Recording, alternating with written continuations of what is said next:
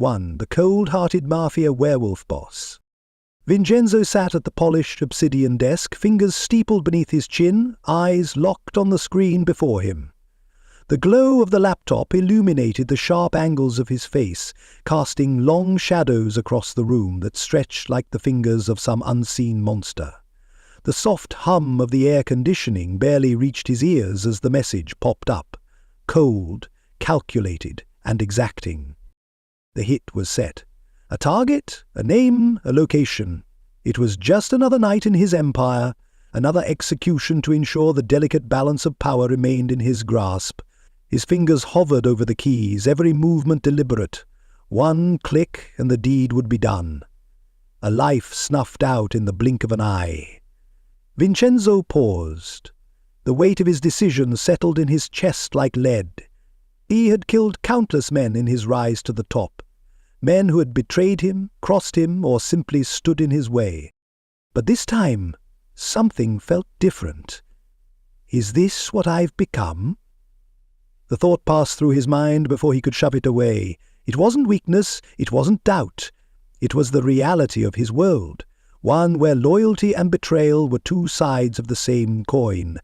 If you weren't willing to get your hands dirty, you'd be buried 6 feet under before the dawn. Still something gnawed at him, a feeling he couldn't shake. Vincenzo's jaw tightened, his eyes narrowing. He was a monster. He knew it, embraced it. But damn it, why did it feel like he was losing pieces of himself? Focus. With a snap of his wrist he closed the laptop, the light fading into the darkness. He leaned back in his chair, staring at the walls of his office. His kingdom. The empire built on blood, betrayal, and ruthless ambition. Alone? He was used to it. It was the price of power. But damn if it didn't sting tonight. The emptiness in the room was louder than any gunshot, and it gnawed at his insides. He'd never allow himself to show weakness. He couldn't afford it. A knock at the door broke his thoughts. "Boss, it's ready." Vincenzo didn't respond. His eyes lingered on the shadows in the corner, his thoughts wandering to the same place they always did when things were quiet. He wanted to feel something, anything, but that was a luxury he couldn't afford. Not in his world. Not when lives hung in the balance. Isabella's heart pounded in her chest as she sprinted down the dark alley, her breath coming in quick, shallow bursts. The night air felt thick, heavy, as if the city itself was holding its breath. She could hear the footsteps behind her. Harder. Steady. Relentless. Her pursuers were close, but she couldn't let them catch her. Not now. She darted around a corner, pressing her back against the cold brick wall of a forgotten building, listening for any sign of movement. Her hand brushed against the blade hidden beneath her jacket, a simple thing, but deadly in the right hands. She wasn't just running from these men, she was hunting them. They had no idea how deep in the game she was. How many times had she been underestimated? Her fingers tightened around the hilt of the knife, her mind clear, focused. She wasn't the same girl she had been when she first stepped into this dark world. Wide-eyed, naive, looking for a way out. Now she was a survivor. A player in this game, and she wasn't about to lose. The sound of footsteps grew closer. She swallowed, holding her breath. 3 of them. She could hear their voices now, low and rough as they argued about where she'd gone. They weren't paying attention, just like they never did. Perfect. In one smooth motion, Isabella pushed herself off the wall, her body moving like water. Fluid, fast, she darted forward, slamming the edge of the knife into the first man's side before he had a chance to react. The shock of it registered too late, and he crumpled to the ground, blood pooling beneath him. The second man turned in time to see her swipe at him, narrowly missing the strike. He grinned, drawing a gun from his belt, but Isabella was already gone, vanishing into the shadows of the alley once more. She didn't need to look back to know she had them where she wanted them. She was better than this. Better than the men who thought they could chase her down, catch her, use her. They had no idea who they were dealing with. Isabella felt the familiar heat in her veins, the rush of adrenaline flooding her senses.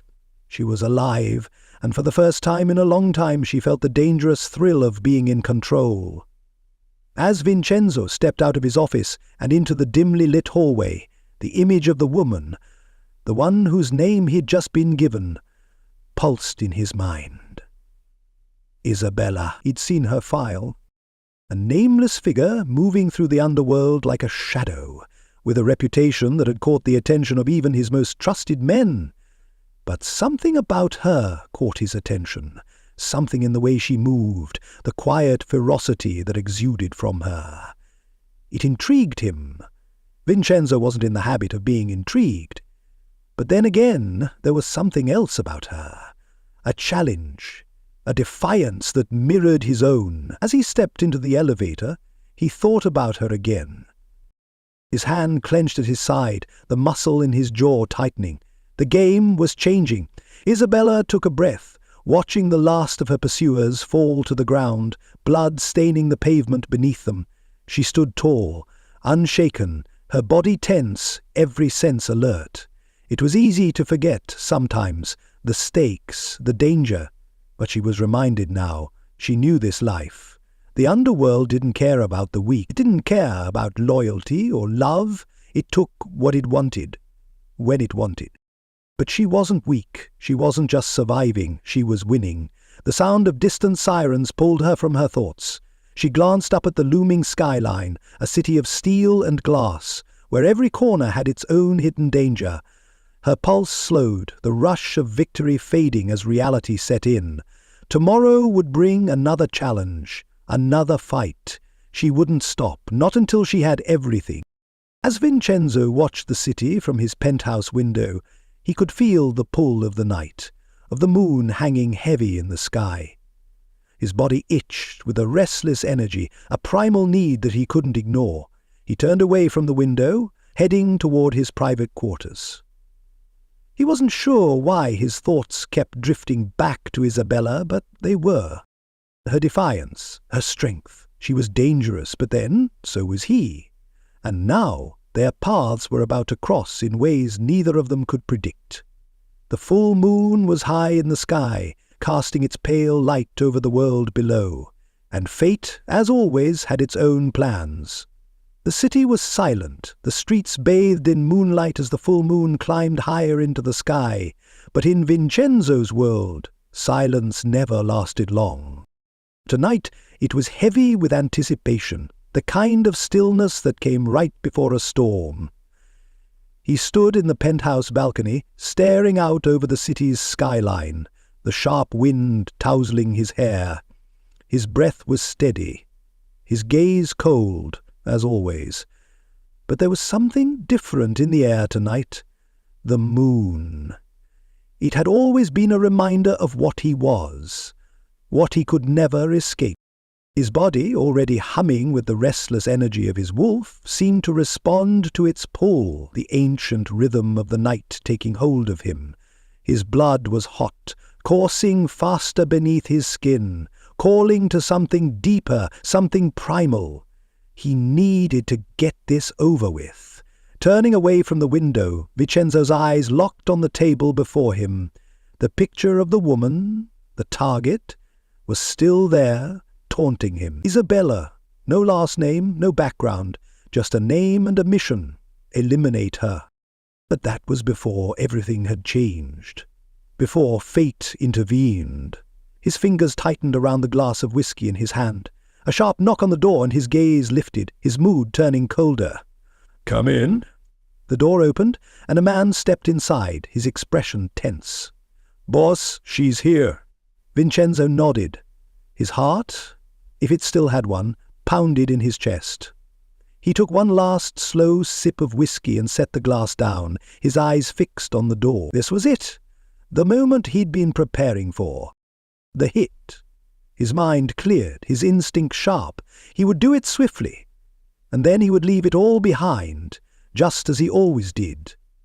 Isabella's heart was a hammer in her chest as she stepped into the dimly lit room. The air was thick with tension, too thick for comfort. The shadows in the corners of the room seemed to deepen as her eyes met Vincenzo's. She didn't flinch, didn't let her gaze waver. Vincenzo was everything they'd said. Dangerous, ruthless, commanding. His eyes bored into her like twin daggers. And yet there was something else there. Something she couldn't quite place. It made the hairs on the back of her neck stand up, and it wasn't just the palpable sense of impending violence. Her fingers brushed the cold steel of the hidden knife beneath her jacket. She wasn't here to die. She was here to survive. He was already moving toward her, his footsteps deliberate, his presence suffocating. She could hear his breathing now, shallow, almost measured. "Do you know why you're here?" Vincenzo's voice was low, the words laced with an accent that only made him more dangerous. She didn't answer, didn't need to. It wasn't about talking. It was about surviving. "You don't belong here," he said, his tone cutting through the air like a blade. Her body tensed, every muscle screaming to flee, but she stayed rooted to the spot. "I'm not afraid of you." Vincenzo's eyes flashed, the faintest of smirks tugged at his lips before it disappeared. "You should be." Then he moved faster than she could react. He reached out, his grip closing around her wrist with unrelenting force. A twist of his body, a flash of teeth, and she was slammed against the cold wall, the breath knocked from her lungs.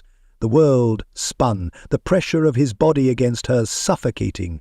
But there was something else. Something strange in the air, something otherworldly.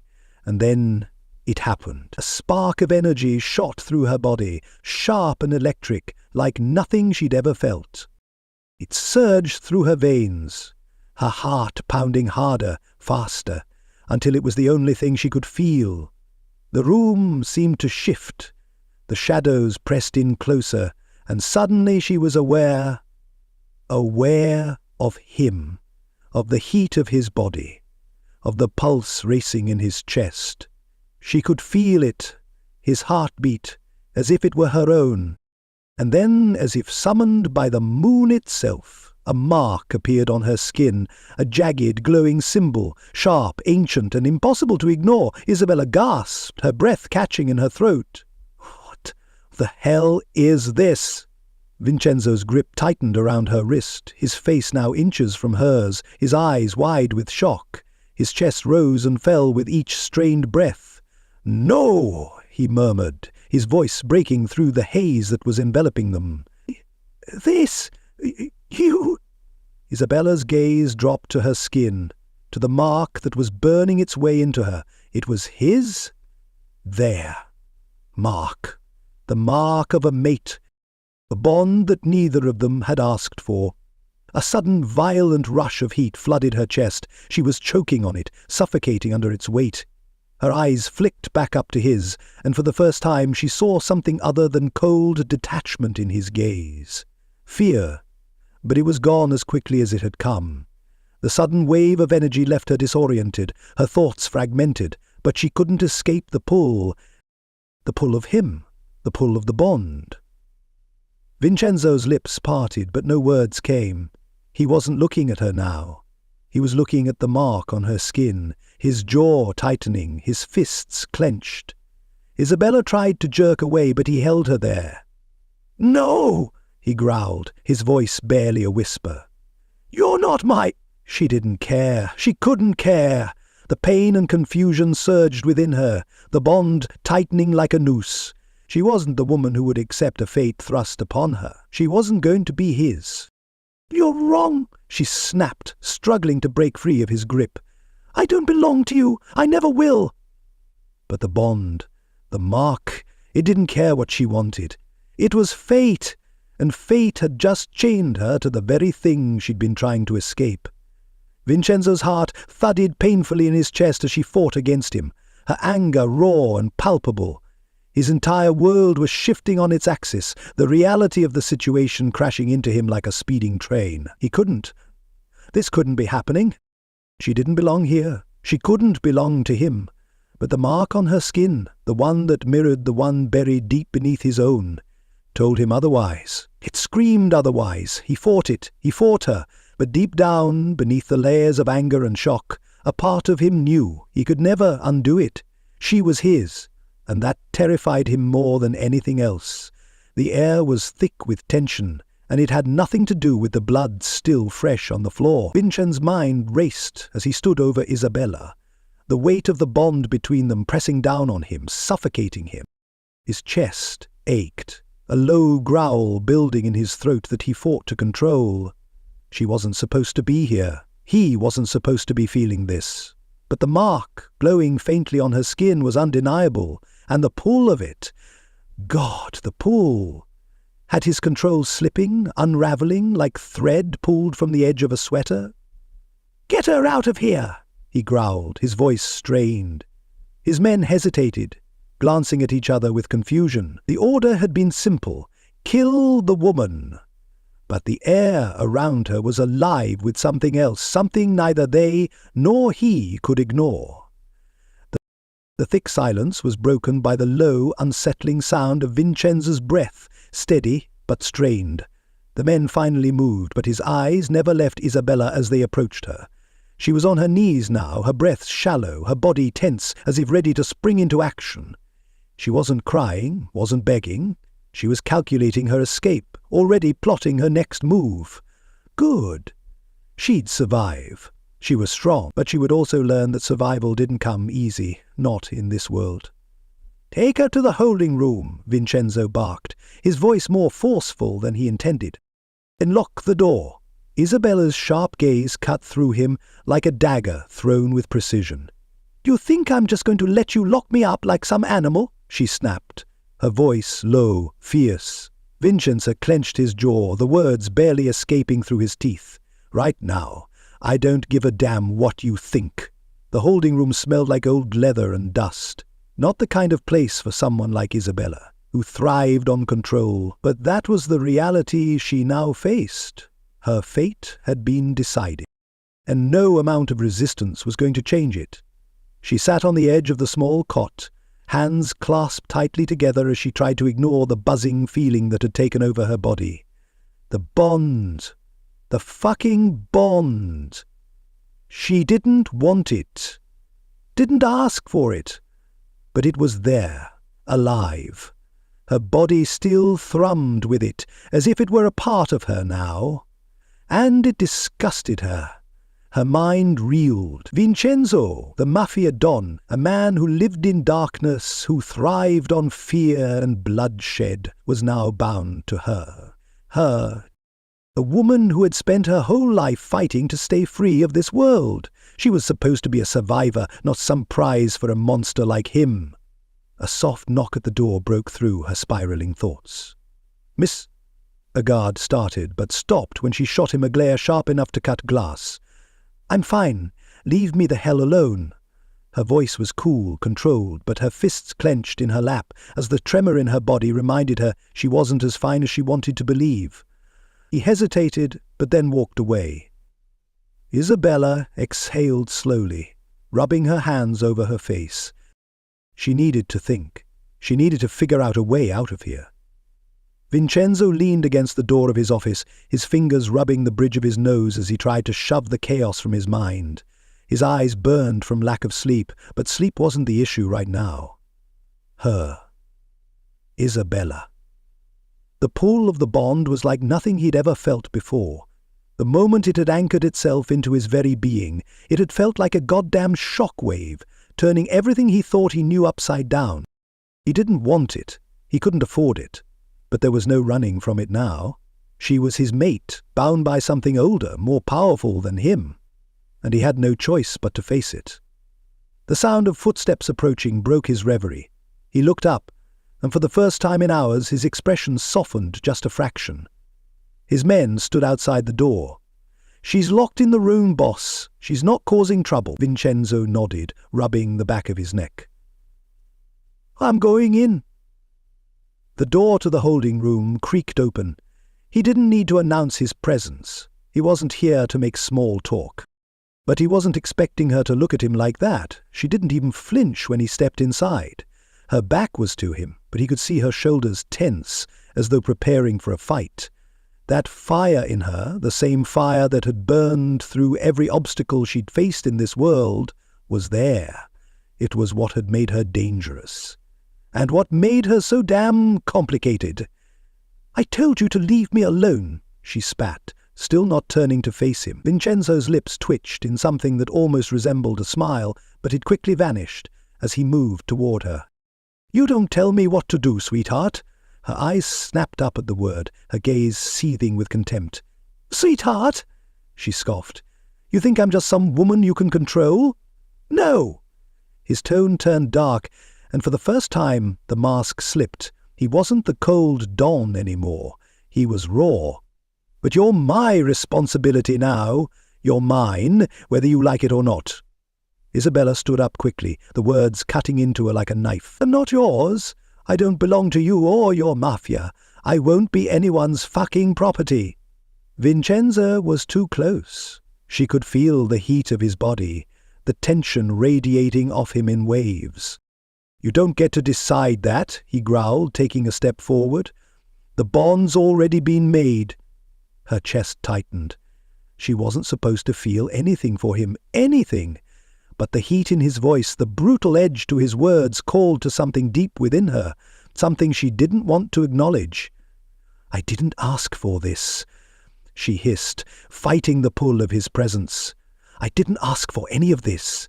The bond, the power, the fucking mafia. You think I'm just going to bend to you?" Vincenzo's jaw tightened. "You don't have a choice." The air between them grew heavy. Their breaths came faster now, not from physical exertion, but from something else. Something too real to ignore. She could feel it. The tension, the charge that hung between them. It was there, undeniable, threading through every word, every movement. "Damn you!" she whispered, her hands balling into fists at her sides. She wanted to scream. "Hit him! Run!" But instead she stood there, facing him, every inch of her wanting to reject what he was offering, what he was trying to impose on her. He was close enough now that she could feel his warmth, his presence consuming her space, wrapping around her like a vice. "You'll come to see it differently," he murmured, his voice a low, dangerous promise. He took one step forward, closing the distance until they were inches apart. "And when you do, you won't be able to walk away." Her heart thudded in her chest, and for a moment everything in her screamed to fight, to push him away. But that pull, the one that tethered her to him, the one she couldn't shake, had already taken root, and she hated him for it. The cold cement felt like ice beneath Isabella's bare feet, the sharp sting of the ground a reminder of her reality. She'd learned early on that the world didn't care about the broken or the forgotten, not the way it should. She had to fight for every inch, every scrap of dignity, or she'd be swallowed whole. She was barely 10 when she learned that lesson. Alone in the alley behind the butcher's shop, her stomach growling louder than the sounds of the traffic passing by. The stench of spoiled meat clung to the air, but she didn't mind. She didn't have the luxury of being picky. Not when hunger gnawed at her from the inside. She had to get the scraps, had to. Her hands shook as she reached through the broken fence, grabbing the edges of the leftover bags. She could hear the scuffling sound of her breath, the flutter of her heartbeat as she pulled a chunk of bread from the torn plastic. It wasn't much, but it was something. A scrape of a foot against the ground turned her head. She was too late. "Hey, get out of there!" a voice barked from behind.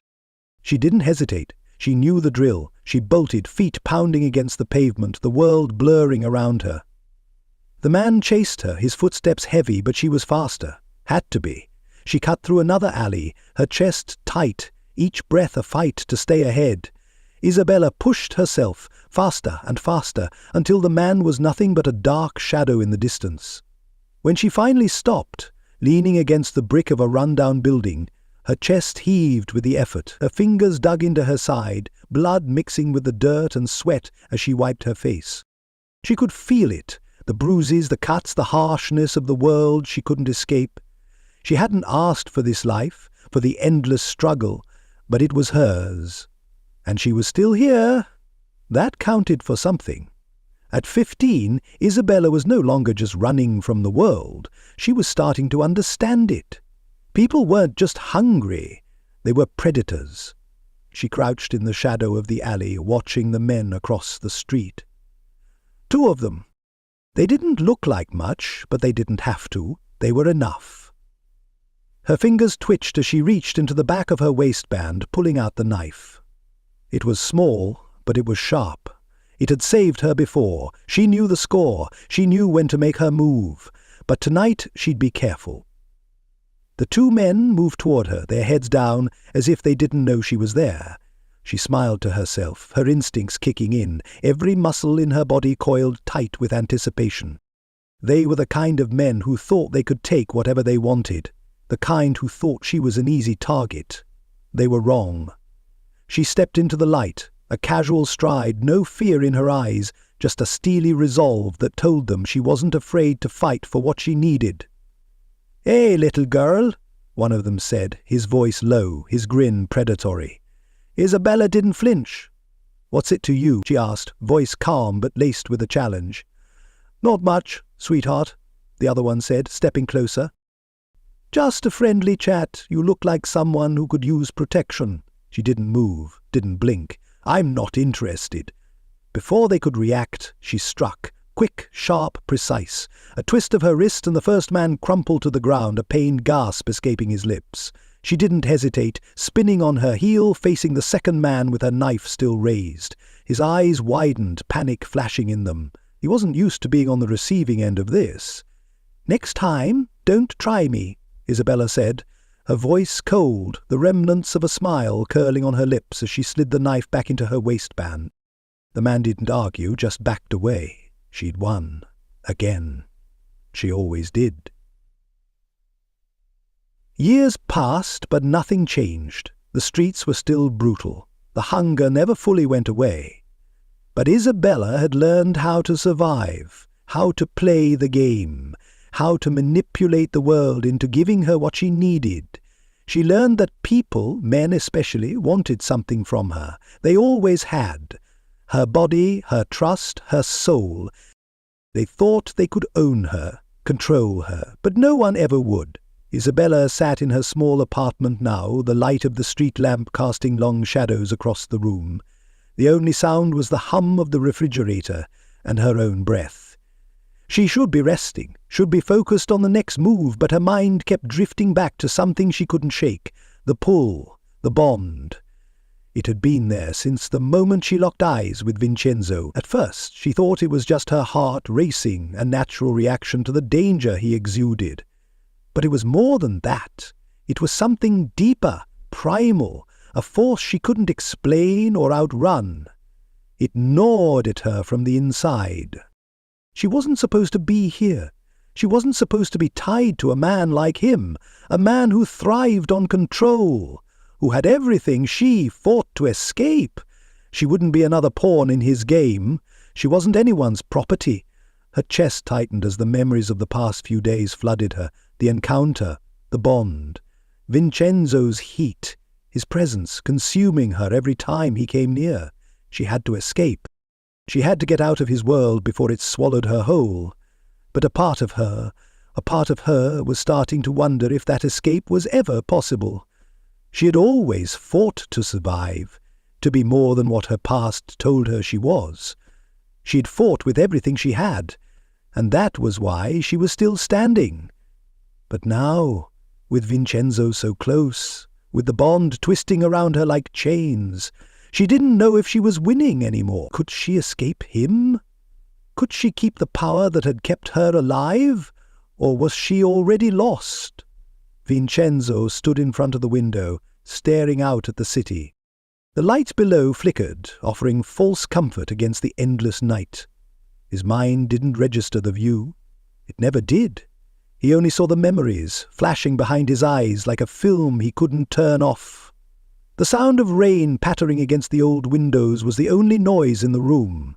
The small, dimly lit office was a far cry from the grand structures of the Mafia families he would come to rule. He was only 15 then, younger than most would have expected. But the weight of his family's expectations was heavy even then. He watched his father across the room, his face set in stone. Vincenzo's heart thudded painfully in his chest. as the memory came flooding back with sharp clarity. His father's words, cold as ice, sliced through the still air. "You will never be more than what I make you. You will never be more than the family name." His father's eyes glinted with a promise that Vincenzo would pay for his bloodline's sins, that his own life would be consumed by the shadows of those who came before him. Betrayal had been his father's currency, and Vincenzo had learned it well. He didn't have the luxury of choosing loyalty. It was something you demanded, something you broke when it was convenient. The memory stung in a way he'd never been able to push away. It was the beginning of the end, the day he knew that his own heart would become a weapon. It wasn't long after that betrayal seeped into his blood like poison. His bestie friend, Matteo, the one person Vincenzo thought he could trust. Matteo had betrayed him, sold him out to the highest bidder. The rage had been a slow burn at first, an ember inside him. But the moment he found Matteo's lifeless body in a back alley, the ember turned to fire. That night, Vincenzo had made a choice. No one would ever get close enough to break him again, and if they did, he would break them first. His breath caught in his chest as the memory shifted. It was a woman this time, a figure blurred in the darkness of his mind. He could almost feel her, her hands brushing against his skin, the soft whisper of her voice in the night, the first time he'd let someone in. Her name was Clara, a brief, fleeting encounter that had almost undone him. He hadn't wanted to be vulnerable, he didn't know how to be, but Clara had made him feel something. She had made him forget the cold walls he'd built around himself. But it was too late. He had already been scarred. And just as he had started to think that maybe, just maybe, he could allow her in, her family had been caught up in a deal that went wrong, and Clara had been dragged into the crossfire. The betrayal had been complete. She wasn't taken by force. She left him, and the wounds she left behind were deeper than anything else he had ever known. After that, he had sworn off any softness, any connection. His walls grew thicker, and his heart colder. Vincenzo's fists clenched, the old ache rising again. He hadn't let himself feel that in years. His eyes shifted to the faint glow of the moonlight outside, his mind still racing with the past, but also something new, something that hadn't been there before, Isabella. It wasn't just the bond, it wasn't just the damn mark on her skin. It was the pull, the way her defiance ignited something inside him that he'd buried for so long. She reminded him of the ghosts in his past. She was everything he had sworn off. Vulnerable, untouchable, and yet, in her eyes he could see the same thing he saw in himself. A hunger for survival. But what scared him the most was the way she made him feel something he hadn't allowed himself to feel in years. A connection. Not just physical, but emotional. He hated it, hated her for it, and yet he couldn't seem to shake it. Vincenzo had spent his entire life building his empire, creating an identity that was immune to weakness. But the bond with Isabella had shaken that. It felt like a crack in the armor he'd spent years perfecting, and that terrified him more than anything else. He rubbed his hand across his face, trying to clear the fog in his mind. He couldn't afford to feel this way, he couldn't afford to care. His thoughts drifted to the present, back to the holding room, to the fire in Isabella's eyes. She had fought him from the moment they'd met. The defiance in her gaze, the way she'd rejected the bond, it was all he could think about. She wasn't like the women he knew. She wasn't a pawn in his world, she was a fighter. And damn it, she made him want to fight too. But not for control, no. She made him want to fight for her. And that was the problem. Vincenzo let out a breath, his chest tight with the weight of everything he couldn't escape. He turned away from the window, forcing his thoughts back into the present. He wasn't going to let this happen, not again. But something told him that trying to ignore it wouldn't work, because Isabella had already marked him, just as surely as that goddamn bond had. And for the first time in his life, he didn't know if that was a curse or a blessing. Isabella's steps were measured as she followed the guard through the hallway of Vincenzo's mansion, her mind running in 1,000 different directions. The place was pristine, too pristine, and she hated the polished, cold perfection of it. Everything about this world screamed control, and control was something she would never give up, no matter how tightly it gripped her now. They passed open doors that led to rooms she couldn't care less about, but the quiet murmur of voices inside sent a chill down her spine. She had entered a world where everything and everyone was a potential threat. The scent of expensive leather and wood, the dull gleam of chandeliers hanging from the ceilings, it all felt like a mask, one that hid the rot beneath. The guard stopped at a door, nodding at her, as though it meant something, as though she meant something. "This is your room," he said, voice devoid of warmth. He didn't wait for a response, just turned and walked off, leaving her to face the thick wooden door in front of her. My room. It was hard to comprehend. One moment she'd been fighting for her life in an alley, and the next she was being brought into the heart of the beast's den. She was here now, part of Vincenzo's world, whether she wanted it or not. And she wasn't sure which part of it she hated more, the fact that she was stuck here, or the strange sense of inevitable that gnawed at her insides.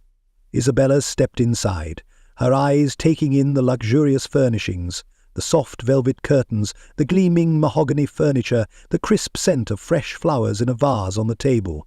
She hated it all. It was a world she'd never wanted to be a part of, a place where power was the currency, and people were disposable. The only things she saw here were chains, no matter how beautifully wrapped. She set her things down on the bed and turned to the window, staring out at the sprawling city below. The view was breathtaking, but it didn't hold her attention. Nothing held her attention anymore. Not since the mark, not since Vincenzo had branded her with a connection she neither wanted nor understood. "Stop overthinking," she muttered to herself, though the words did little to ease the tightness in her chest. She wasn't going to let this place change her. She wasn't going to let Vincenzo break her. She'd survived worse. She'd clawed her way out of hell and come out the other side stronger. This, whatever this was, would be no different. The following days passed in a blur. Meetings, more meetings, and always those damn eyes on her. Vincenzo's men, watching her every move.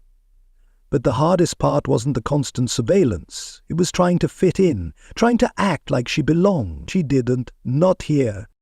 Vincenzo had made it clear from the start that she was part of his organization, and that meant she had to obey. But Isabella wasn't a woman who took orders, not from anyone, not even him.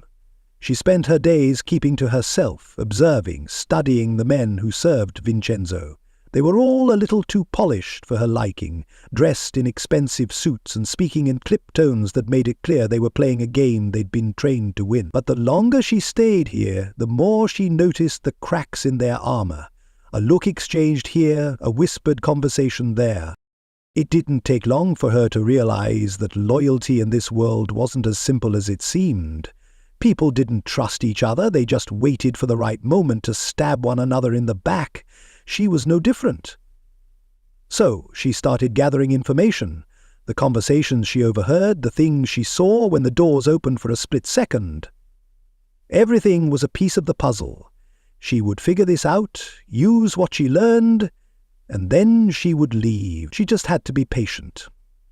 Vincenzo's office was where all the power lived. She could feel it the moment she stepped inside. The sleek modern furniture, the cold metal shelves, the way the room seemed to swallow her whole, everything about it screamed dominance. And he was the king of this world, the one who ruled it all with a firm hand and a sharp mind.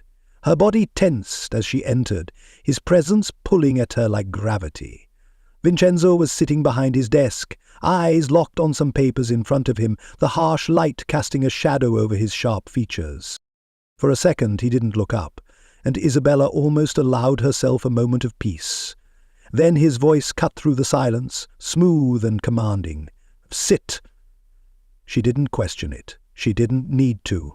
She took a seat across from him, her eyes lingering on him for a beat longer than she intended. His eyes met hers, dark, intense, and calculating. The tension in the air thickened, but he didn't speak. He never did, not unless it was necessary. There was a tension, too, in her own chest, something that crackled between them, an electricity she didn't understand. She had been avoiding him the best she could, but she couldn't avoid this. Couldn't avoid the way his presence seeped into her every thought. "You're here to learn," he said finally, his voice low, clipped. "And you'll do well to remember that. Don't think you're above this." "Above it?" she smirked, meeting his gaze with defiance. "I'm not here to kiss anyone's ass, Vincenzo." A flicker of something, amusement, passed through his eyes. It was gone so quickly that she almost thought she'd imagined it. But it was enough to send a rush of heat through her body. He leaned back in his chair, his eyes studying her, the silence stretching longer than she expected. "Then you'll be a problem," he said softly, his voice laced with something dangerous. "And I don't handle problems well." The threat was clear, but there was something else there, something that wasn't just business. She knew it, and somehow that only made it worse. Later that night, after a long day of pretending to fit into a world she didn't belong to, Isabella found herself in the back of the mansion, looking out at the darkened garden. She was alone, or so she thought, until she felt the shift in the air. Vincenzo appeared, his presence sudden and unmistakable. He didn't say anything at first, just stood there, watching her. "What do you want?" she asked. Her tone sharp, but it didn't mask the unease creeping up her spine. He didn't move closer, just watched her, his eyes unreadable. "I'm giving you the chance to prove yourself," he said quietly. "You'll see what you're really made of soon enough." Isabella wanted to retort, to fight, but instead she bit back the words. Because deep down she knew that something about this game was changing. And she wasn't sure if she was ready for it. The game had just begun. The cold steel of the training room floor pressed through her shoes as Isabella squared off against Vincenzo, the soft hum of the lights above them creating a tense backdrop. She felt every muscle in her body coiled tight, the anticipation thick in the air between them. It wasn't the first time they'd clashed, verbally, physically, or otherwise, but today the stakes felt higher. This wasn't just another training session, not when Vincenzo's presence was suffocating, his eyes sharp and calculating as they tracked her every move. "Again," he said, his voice low and commanding. He wasn't even breaking a sweat as she adjusted her stance, preparing herself for another round of their sparring. She could feel the heat in her chest rising. The tension between them, thick and palpable, always lurked beneath the surface. She was this close to losing control every damn time.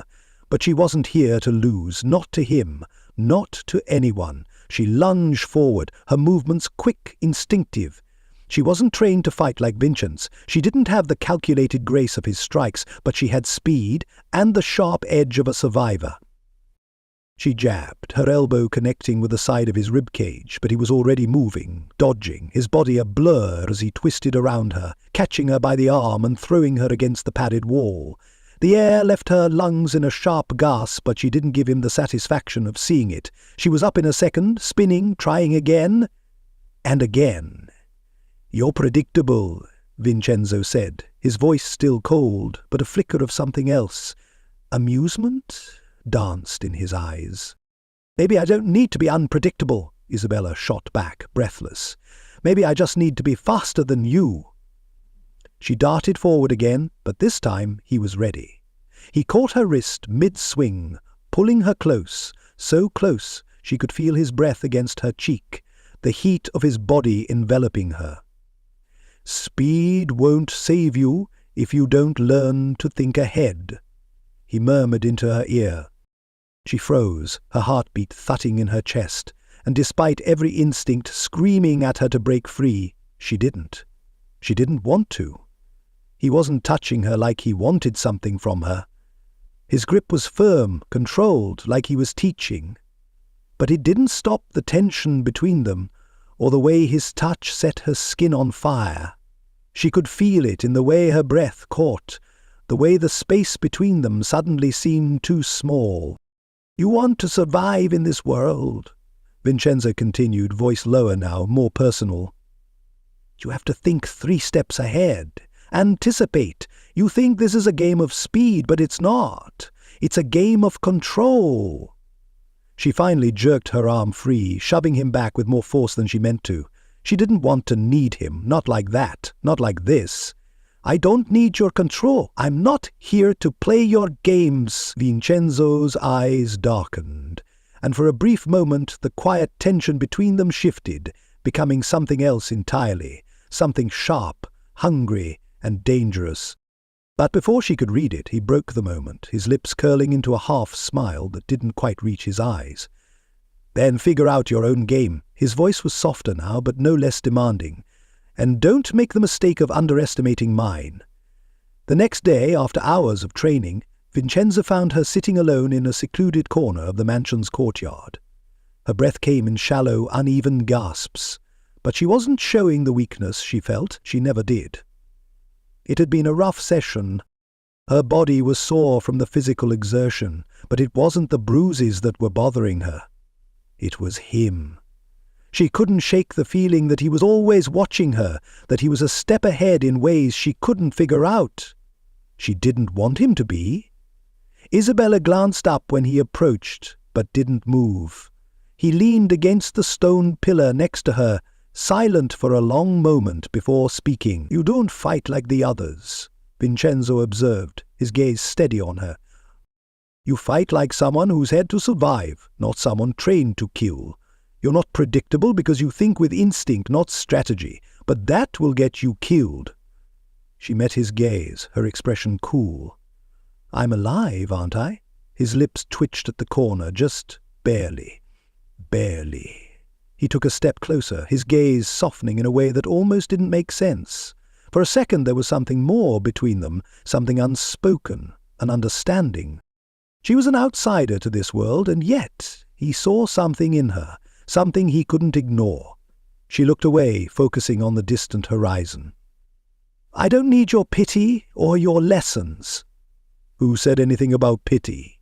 His voice was surprisingly gentle, and for the first time she heard the weight behind it, the care.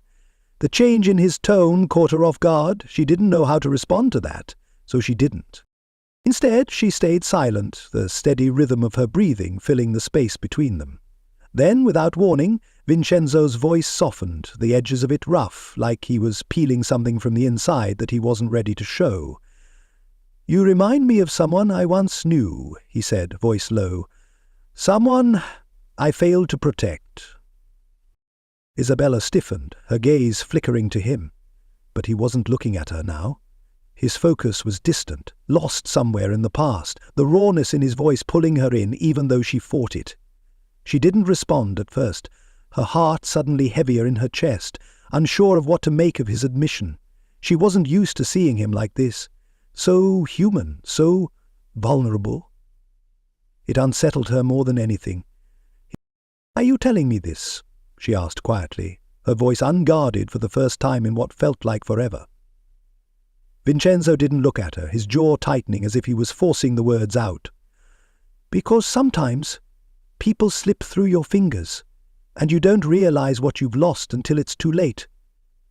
The weight of his words hung in the air, and for the first time, Isabella saw the cracks in his armor. It was fleeting, gone almost before she could grasp it, but for that one brief moment, he wasn't the mafia boss or the cold, calculated man she'd been trained to fear.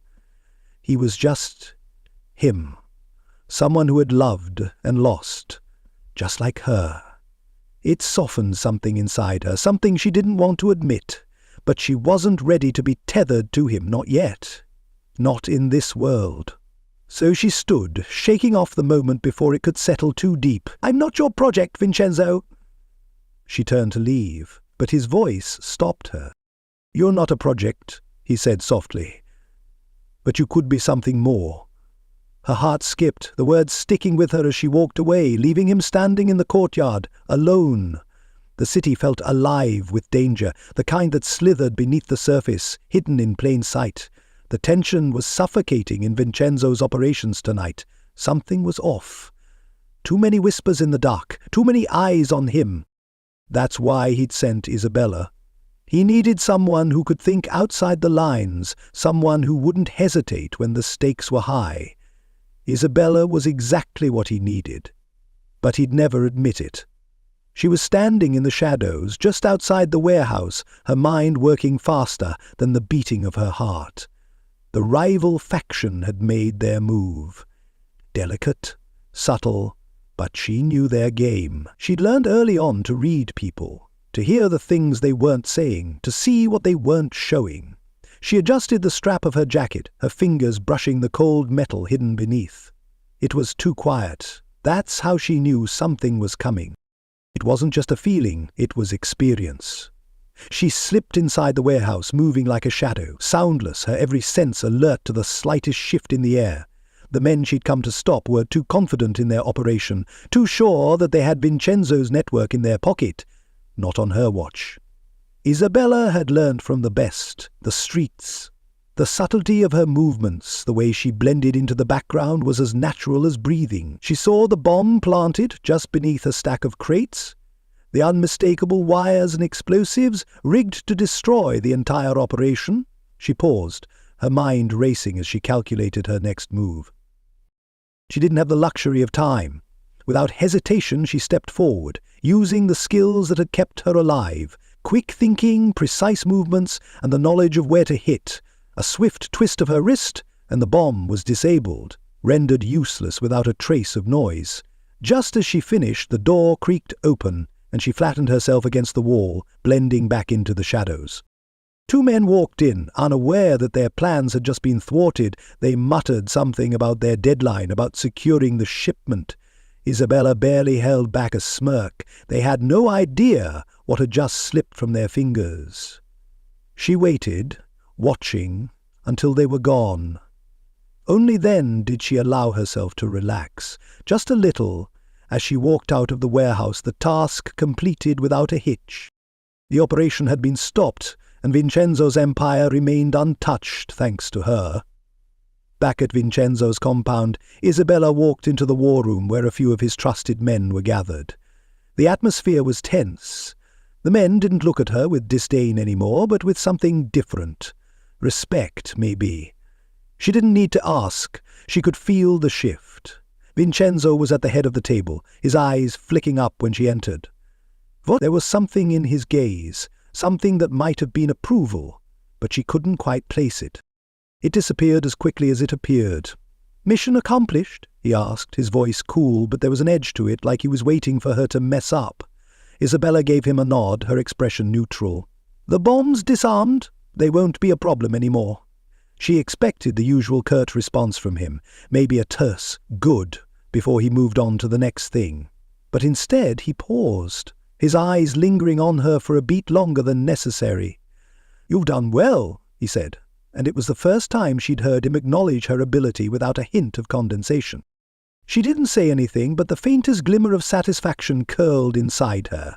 This was her world now. She wasn't just an outsider anymore. She was someone who could make a difference. Her difference. Later that evening, Vincenzo called her to join him for a private dinner. It wasn't an official meeting, but in his world everything had a purpose.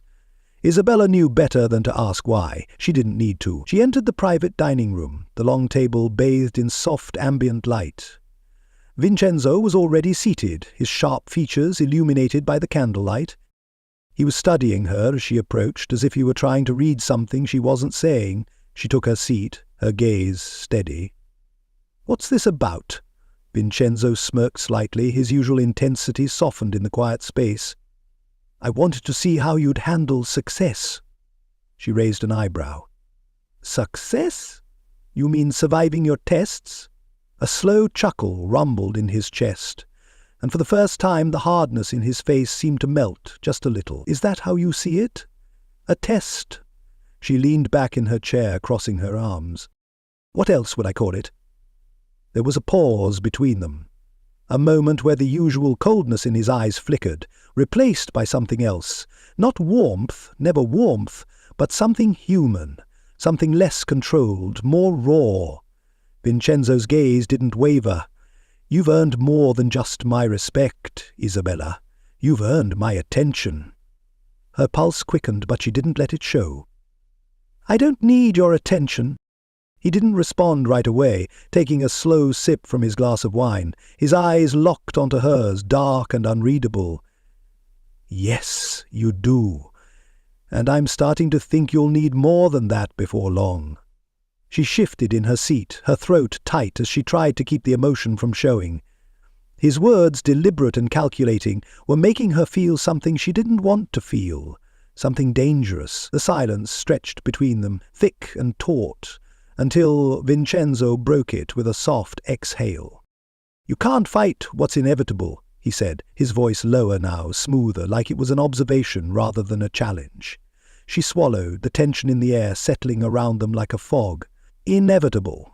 The word stung, and she hated the way it felt like an invisible chain linking them together, even though she fought it with every ounce of her being. "I'm not like the others in your world, Vincenzo. I don't need your approval," she said, her tone firm, but even to her own ears it lacked conviction. "You need more than just approval to survive here," he said quietly, leaning forward. "You need power, and I can give you that." She met his gaze, the air between them charged. She wanted to push back, wanted to tell him that she didn't need him, didn't need anyone. But the look in his eyes, calculating yet something more, made her pause. She could feel the flicker of that connection again, the pull that neither of them could ignore, no matter how much they resisted. "I'm not your pawn," she said, but the words felt hollow even to her. Vincenzo's lips curled into a small, knowing smile. "No, you're much more than that." The slow burn between them simmered, the attraction undeniable, despite her best efforts to fight it, and for a moment, in the quiet intensity of his gaze, Isabella wasn't sure which was more dangerous, the world they were both caught in, or the man who was slowly becoming a part of it. Isabella stood by the window of her private quarters, her gaze fixed on the city below. The neon lights cast a harsh glow, but she didn't care about the city anymore. She cared about the weight on her chest, the sense of impending doom that had been creeping up on her since the day she'd stepped into Vincenzo's world. She could feel the tension in the air, thick enough to choke her. It was like everything was building up to something, a shift, a crack. The knock on her door was sharp but not unexpected. She turned, bracing herself. She knew what was coming. "Miss, the lieutenant wants to speak with you." Her heart skipped a beat. Of course, the one person in the entire organization who had yet to warm up to her. Petro, the man who had never liked her, the one who saw her as an outsider. Now she knew why. The meeting room was quiet, the low murmur of conversation dying down as she entered. Petro sat at the table, his eyes narrowing as she took her seat across from him. The air between them was thick with something she couldn't quite place, but she wasn't here to play games. "Not anymore. Is something wrong?" she asked, her voice steady. She could feel the walls around her starting to close in.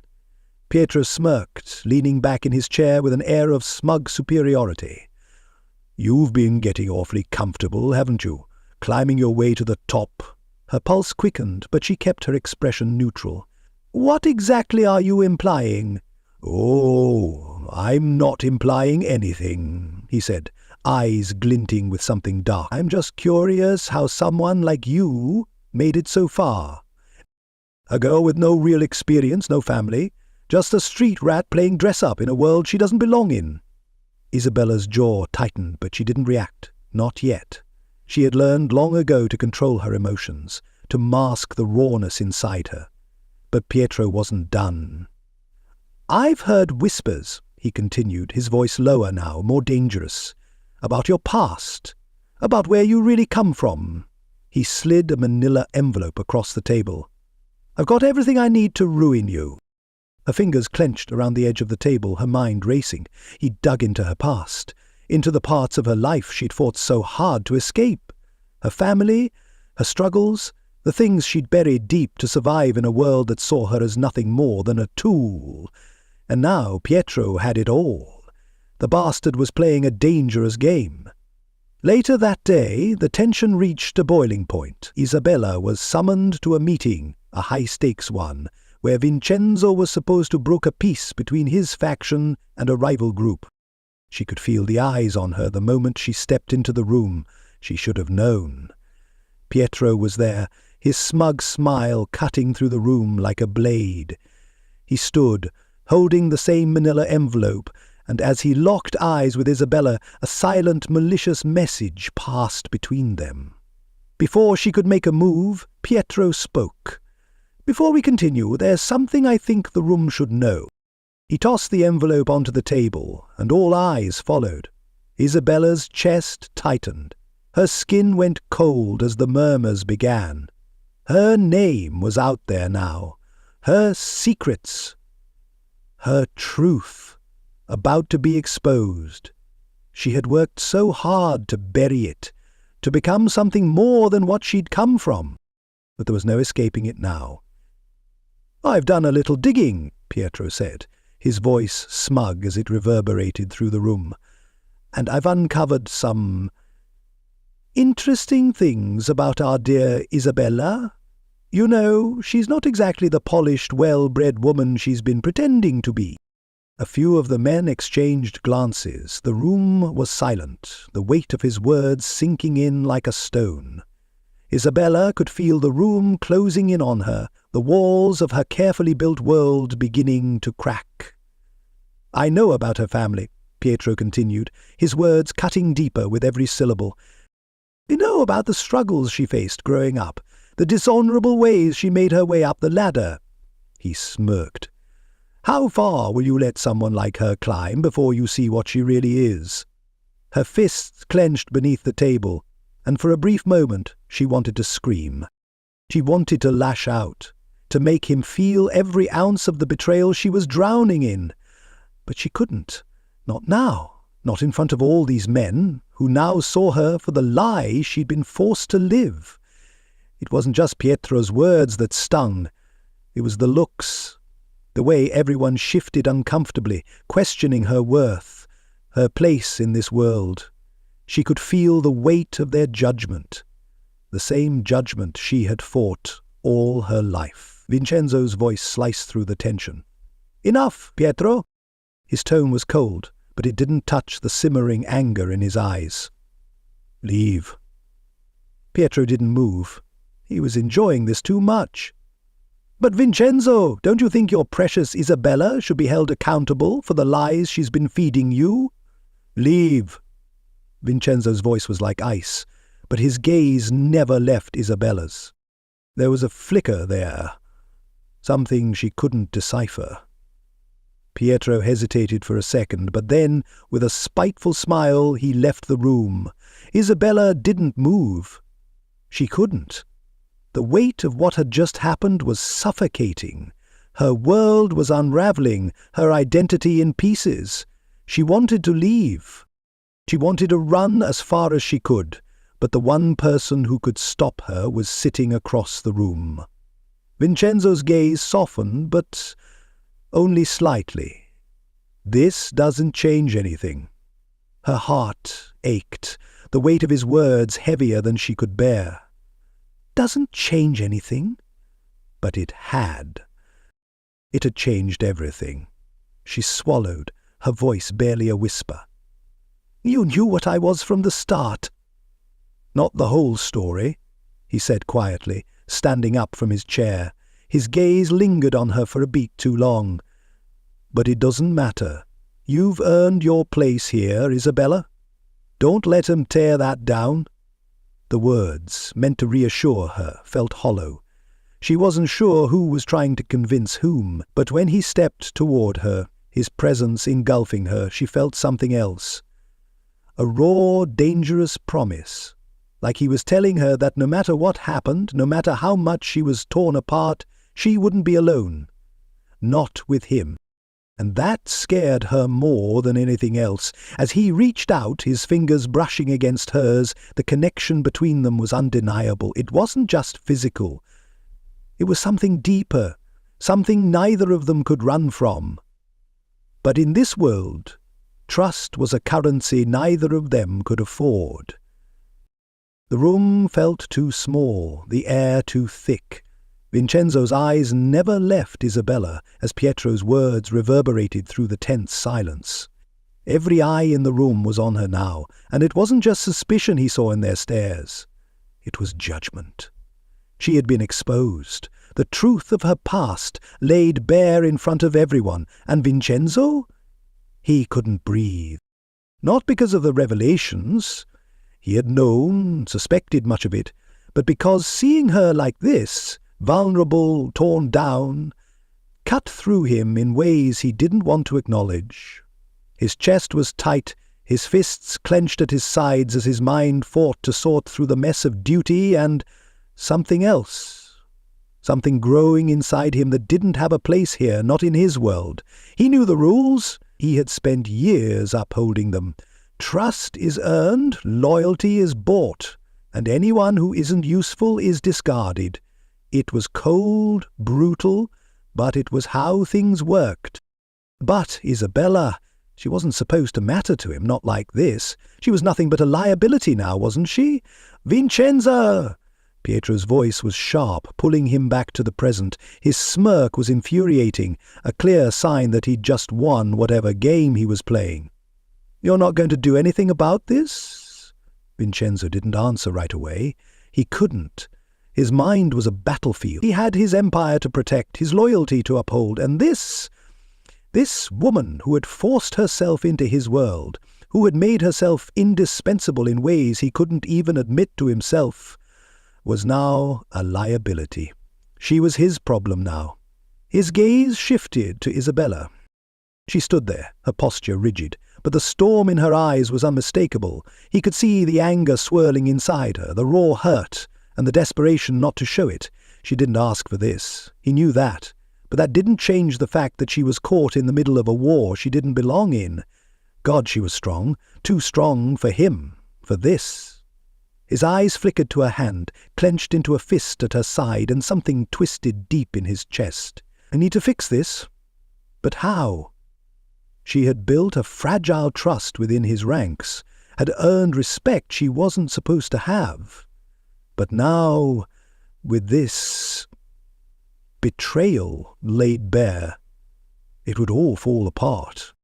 She wasn't just being humiliated by Pietro, she was being torn apart in front of him, and all he could do was stand there, paralyzed. "Vincenzo!" Pietro pressed, his voice rising, breaking through the thick tension.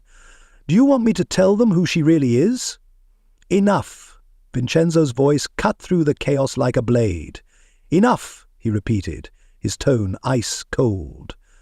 The room stilled, every set of eyes flicking toward him, waiting for him to make a decision. His fingers tightened into fists, the anger bubbling up inside him like molten lava. For a moment he thought he might snap. He might give in to the rage and take out the bastard in front of him. But he couldn't. The Empire, his empire, Isabella. She had been exposed, and Vincenzo knew this moment could break her. He wasn't going to let that happen.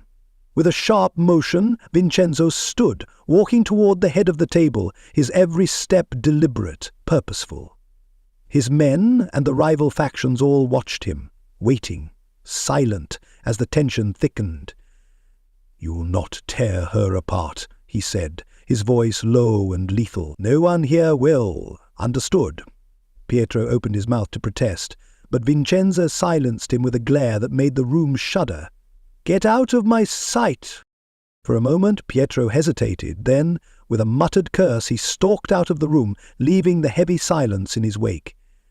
Vincenzo's eyes flickered back to Isabella, who hadn't moved. She was still standing, her back straight, eyes hard. She wasn't broken, not yet, but he knew the cracks were there, and he didn't want to be the one to let it all crumble. "I didn't ask for your protection," she said, her voice tight, but there was something else in it. Something too raw for her to hide. She was fighting back the flood of emotion, trying to control it, trying to hide from the truth that had just been shoved into the open. "You don't need to ask," Vincenzo replied, his voice quiet but firm. He was beside her now, his presence filling the space between them. She looked at him for the first time, and the look in her eyes made his chest ache in a way he hadn't expected. Vincenzo's gaze softened, just a fraction. But the intensity between them didn't waver. "I am not letting you fall apart, Isabella. Not after everything you've done. I'm not letting you." She opened her mouth to respond, but he didn't give her the chance. Instead, he stepped closer, his hand reaching out to lightly touch the side of her face, his thumb brushing the line of her jaw. The simple touch was electric, intimate and painfully tender, like a promise he couldn't keep but wouldn't break. Her eyes flickered to his lips, her breath hitching, and for a heartbeat everything slowed. The world outside this room disappeared, the chaos fading into the background. It was just the two of them now, her and him, caught in something that neither of them understood. Her breath came faster, the air between them thick with something unspoken. And in that moment, Vincenzo felt it, the pull between them, undeniable and magnetic. But he couldn't let it get to him. Not now, not when everything was falling apart. His empire had always come first. His hand dropped, but his gaze never left hers. "You're not alone in this. I'm not leaving you." The rawness in her eyes softened, just a little, as if she didn't quite believe him. But the small crack in her defenses was enough to make his heart race. She didn't speak, but the weight of his words lingered, wrapping around them both like a thick fog. And as the tension in the room settled, Vincenzo knew one thing for sure. Whatever happened next, whatever the cost, he was done trying to bury the truth. He couldn't walk away from this, not anymore. Not when she had already become more to him than he could ever explain. Act soon, the phone. The chaos hit fast. Too fast. Vincenzo barely had time to process the betrayal before the first whispers began to spread like wildfire, eating through the edges of his empire. His trusted men turned on him, alliances fractured in an instant, and rival factions wasted no time in seizing the opportunity to chip away at his power. They were sharks in the water, circling, waiting for the first sign of weakness. The tension in the air was suffocating. Each decision Vincenzo made seemed to pull him deeper into a pit he couldn't escape. He could feel the world shifting beneath him. The empire he'd built for years, crumbling like dust, slipping through his fingers. Isabella's world was falling apart in the same way. She didn't know how long she had been hiding in the small, abandoned apartment Vincenzo had arranged for her. Long enough to lose track of time. Every passing minute felt like a weight on her chest, suffocating her. She wasn't just hiding from the men who had once seen her as an asset. She was hiding from herself. The woman she had fought so hard to become was slipping away, undone by one person's greed, one person's jealousy. Petro. It was his betrayal that had shattered everything she'd worked for. The lie of respect, the lie of acceptance. She had never been fully a part of this world, not really. Not in the way they saw it, not in the way Vincenzo saw it. But then, why did she feel so lost? She paced the small room, her head spinning. The man she had trusted, the man who had seen something in her, something, had now left her here, isolated, alone. Not even his voice had reached her since everything fell apart. He had other things to worry about, and she couldn't blame him for it. She didn't know who she was anymore. The door creaked open.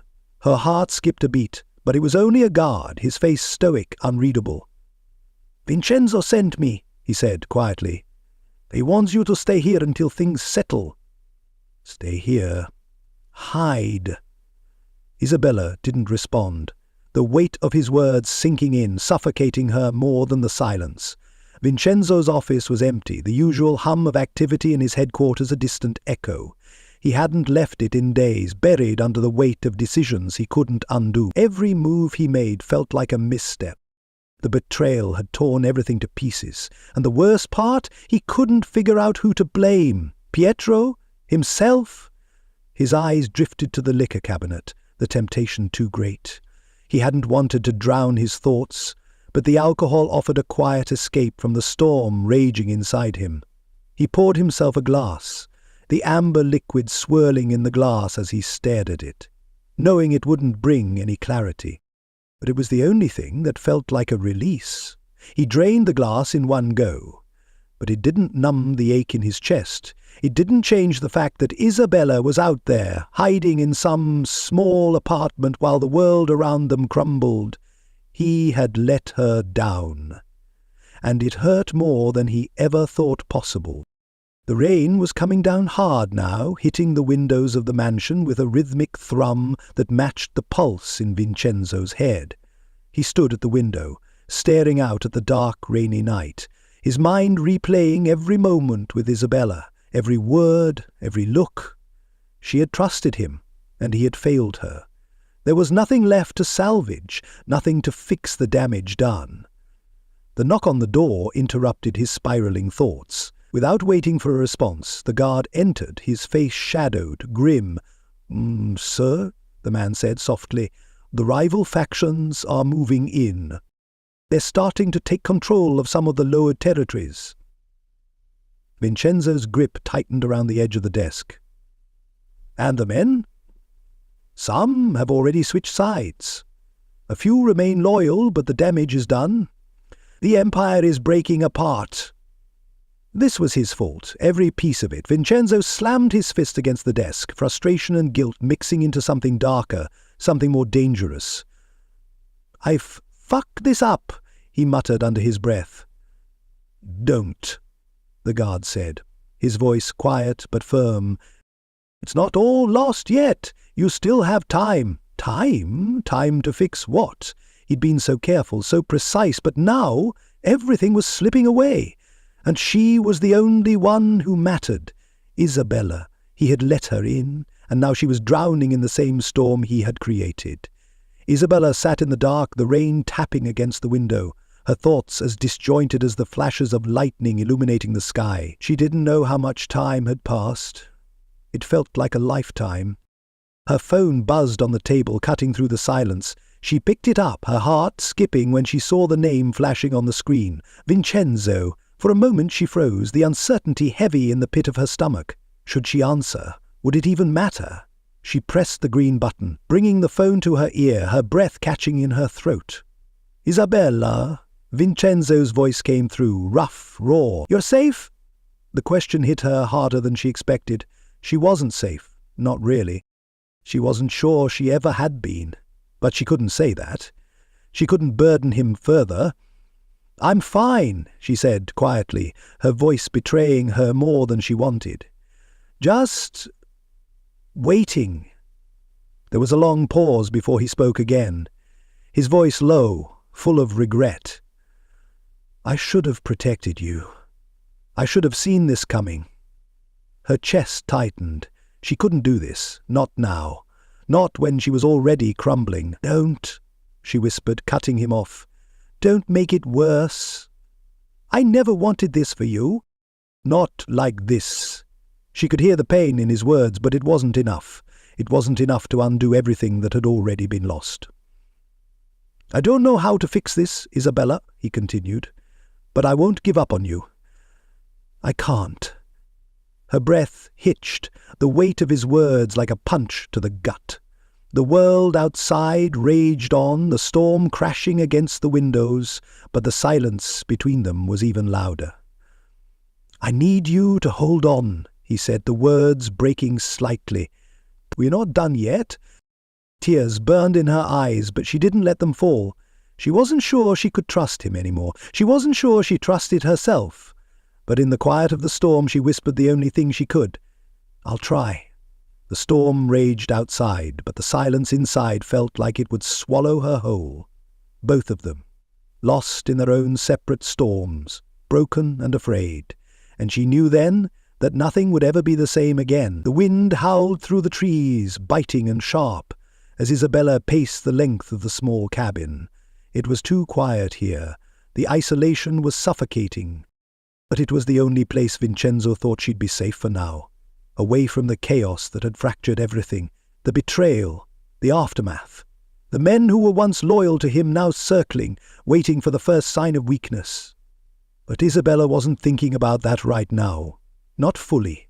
Her hands shook as she reached for the window, her eyes scanning the darkness outside. The moon was rising, full and bright, hanging heavy in the sky. It called to her, a pulse in her blood she couldn't ignore. She had felt it before, but now it was different, more urgent, more real. It was time. The change was coming. And she didn't know how much longer she could keep pretending it wasn't. The mark on her skin. It burned when she touched it, a reminder that there was no escape. No matter how hard she fought, no matter how many times she tried to push it all down, it was there. She was bound to him, bound to this world, the world that terrified her. Isabella exhaled sharply, turning away from the window. She was alone, so damn alone, and yet the pull to Vincenzo was undeniable. Even when she tried to shut it out, it gnawed at her, a part of her she couldn't shake. His face, his touch, those damn words he'd whispered to her in the heat of everything, they burned in her mind too, like a wildfire spreading through her veins. She wasn't supposed to care. She was supposed to be stronger than this. She wasn't supposed to let him into her world, but now, in the silence of the cabin with the moon rising higher, her thoughts betrayed her. She sank down onto the edge of the bed, her head in her hands as her breath quickened. What am I becoming? A howl echoed in the distance, the unmistakable sound of a wolf calling to the night, pulling her from her thoughts. She flinched, her heartbeat quickening. The wolf inside her, it was coming. The transformation wasn't just inevitable, it was necessary. And that scared her more than anything else. By the time the moon reached its peak, she was trembling. Her body felt like it was being pulled in two directions. Her mind screaming for control, but her body betraying her. The energy surged inside her, raw and untamed, like a flood breaking through a dam. She could feel it in every fibre of her being. The shift, the change that was coming. It wasn't just physical. It was something deeper, something primal. The ache in her bones was like nothing she had ever felt before. She was losing control, and part of her wanted to scream, to run, to fight it with every ounce of her being. But there was another part of her, something darker, something wild, that whispered for her to let go, to embrace it. With each passing second, the pressure inside her built until it felt like it would tear her apart. The wolf wanted out. It wanted to claim her, to change her. She had resisted it long enough. She let out a shaky breath and closed her eyes, her body convulsing as she sank to the floor. The shift was coming and she couldn't stop it. Pain, agony. She felt her bones crack, her muscles stretch. Her skin burned with the transformation. Her breath came in ragged gasps, and she gripped the floor beneath her, nails digging into the wood as she fought to hold on. The world around her shifted. The sounds grew sharper, the air thicker, more vibrant. The moonlight flooded the room, casting everything in a silver glow. And then it happened. The shift was violent, primal, ripping through her like a force of nature. But as the change settled in, as the wolf inside her rose to the surface, something else rose too. Something unexpected. It wasn't just the wolf. It was the truth. She wasn't just resisting her fate anymore. She wasn't fighting what had been written for her, she was accepting it. A deep growl rumbled in her chest as her vision sharpened, the darkness now a symphony of smells, sounds, and sensations she couldn't have imagined before. Her body felt alive in ways it never had. And then, beneath the raw power, there was something else. A connection. The bond. The pull to Vincenzo. She could feel him, even now, even from miles away. It was as if the moon had bridged the distance between them, and the bond between them snapped into place. She wasn't just his mate, she was a part of him now. The realization hit her like a punch to the gut, but it didn't scare her. Not anymore.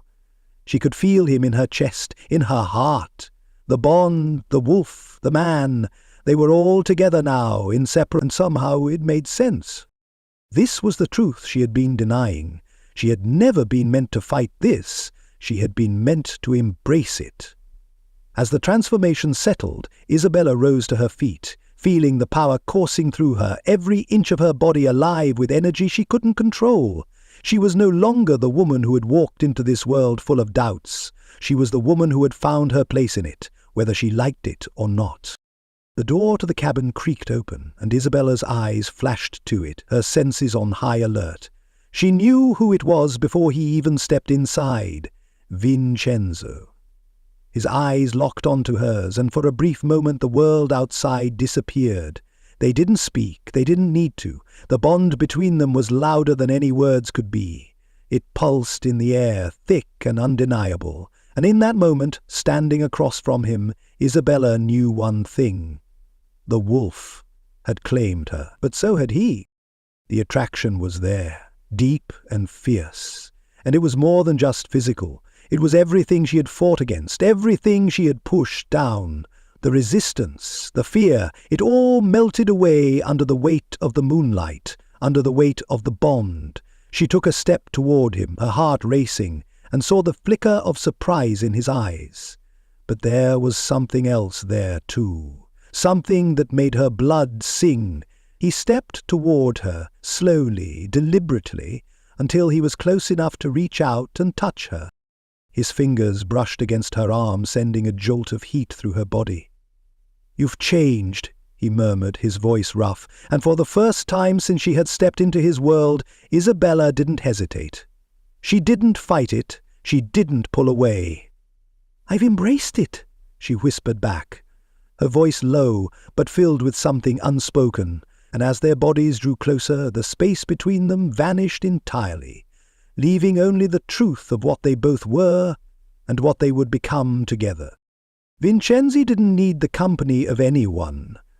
The moment the chaos had subsided, he'd retreated to the one place where the weight of his responsibilities felt less suffocating, the abandoned chapel hidden on the outskirts of his estate. The remnants of stained glass and worn wooden pews stood in stark contrast to the empire he ruled. The peace of the place offering something he'd almost forgotten existed.